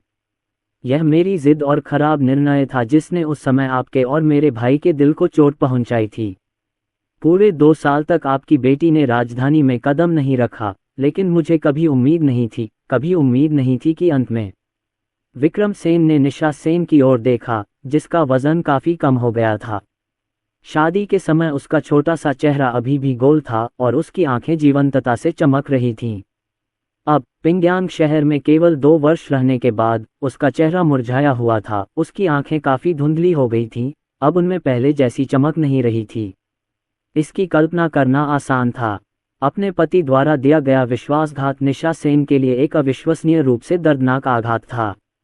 यदि उसके अंदर दृढ़ संकल्प और निर्दयी होने की क्षमता न होती, तथा वह सेन परिवार और अपने भाई को प्राथमिकता न देती, तो वह अपनी सुरक्षा की परवाह न करती और रणवीर कपूर के असली चेहरे के सामने आने पर मौत से लड़ती। सौभाग्यवश सब कुछ खत्म हो गया।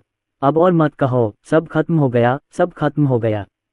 विक्रम सेन ने हाथ बढ़ाया। उनकी आंखें महीन रेखाओं से भरी थीं और आंसुओं से भर गई थीं। उन्होंने प्यार से निशा सेन के चेहरे को छुआ। मेरी बच्ची, तुमने बहुत कुछ सहा है। अब से आप और अर्जुन दोनों स्वस्थ रहेंगे। रिया वर्मा और अर्जुन के बीच उस समय जो मामला हुआ था, उसमें कुछ और ही छुपी हुई परिस्थितियां थीं। अर्जुन ऐसा नहीं करना चाहता था, लेकिन सेन परिवार और अपने प्रियजनों की खातिर उसे रिया वर्मा का पक्ष लेने के लिए अपना अहंकार त्यागना पड़ा। उसने हम सभी से ज्यादा कष्ट झेले। निशा ने रोते हुए कहा, मुझे पता है पिताजी। अर्जुन ने मुझे सब कुछ बता दिया। मैं मूर्ख थी और मैंने उसे निराश किया। अच्छा हुआ कि गलतफहमियां दूर हो गईं। पिछले 2 सालों से तुम्हारा भाई तुम्हारी वापसी की उम्मीद कर रहा था। भविष्य में फिर कभी आवेग में आकर कोई कदम मत उठाना। पिता और पुत्री के पुनर्मिलन के दृश्य ने वहां उपस्थित सेन परिवार के सभी विश्वासपात्रों को भावुक कर दिया। तथापि अर्जुन सेन के बगल में खड़ी अनन्या चटर्जी ने अपनी निगाहें नीचे झुका लीं, आधी पलकें झुका लीं और निशा सेन को कई बार गौर से देखा। जोया ने भी निशा सेन को गौर से देखा, फिर चुपके से अर्जुन सेन की तरफ देखा। उसका मन उलझन और संदेह से भरा हुआ था। क्या मैंने अभी गलत सुना? कोई और छिपी हुई परिस्थितियां? कौन सी छिपी हुई परिस्थितियां? Young master Sen miss Verma से कितना प्रेम करते थे, ये बात पूरी राजधानी में सर्वविदित थी। लेकिन सेन परिवार के शब्दों से क्या चीजें इतनी सरल नहीं थीं? यंग मास्टर सेन ने रिया वर्मा की इतनी विनम्रता से चापलूसी क्यों की? इसका एक कारण था और उन्हें ऐसा करना पड़ा। क्यों मालिक? जोया अनन्या चटर्जी के कान के पास झुकी और धीमी आवाज में फुसफुसाते हुए बोली, क्या तुमने अभी सुना? जनरल सेन ने अभी कहा कि यंग मास्टर सेन ने सिर्फ सेन परिवार की खातिर उस औरत से दोस्ती की थी। उन्होंने इसके लिए बहुत कष्ट सहे, निशा सेन से भी अधिक। इसका क्या मतलब है? क्या ऐसा हो सकता है कि यंग मास्टर सेन को रिया वर्मा कभी पसंद नहीं आई? आखिरी वाक्य सुनते ही अनन्या चटर्जी का दिल अचानक से धड़क उठा। अतीत की अनगिनत बातें तुरंत उसके दिमाग में उभर आईं। उसने राजधानी के विभिन्न दृश्यों के बारे में सोचा। अर्जुन ने एक बार कहा था कि उसे मिस वर्मा कभी पसंद नहीं थी, कि उनसे उसकी सगाई केवल इसलिए हुई थी क्योंकि वह अनन्या चटर्जी थी, मिस वर्मा को ईर्ष्या करने के लिए नहीं। अर्जुन ने यह भी कहा कि उसे परवाह नहीं है कि मिस वर्मा किससे शादी करती हैं, और यहाँ तक कि अगर मिस वर्मा उसके सामने मर भी जाती हैं तो वह पलक भी नहीं झपकाएगा। तो इसलिए उसकी गहरी धुंधराले पलकें हल्की सी कांप उठीं। उसने सिर घुमाया और सीधे जोया को घूरने लगी। उसकी नज़रें साफ थीं, उसका सारा ध्यान इस एक वाक्य पर केंद्रित था, तुम्हें भी लगता है कि अर्जुन को मिस वर्मा कभी पसंद नहीं आई? जोया, आपका मतलब मुझे लगता है से क्या है? क्या ये बात जनरल सेन ने नहीं कही थी? मास्टर, आप युवा मास्टर सेन की मंगेतर हैं, क्या आपको ऐसे मामलों को मुझ जैसे बाहरी व्यक्ति से बेहतर नहीं समझना चाहिए?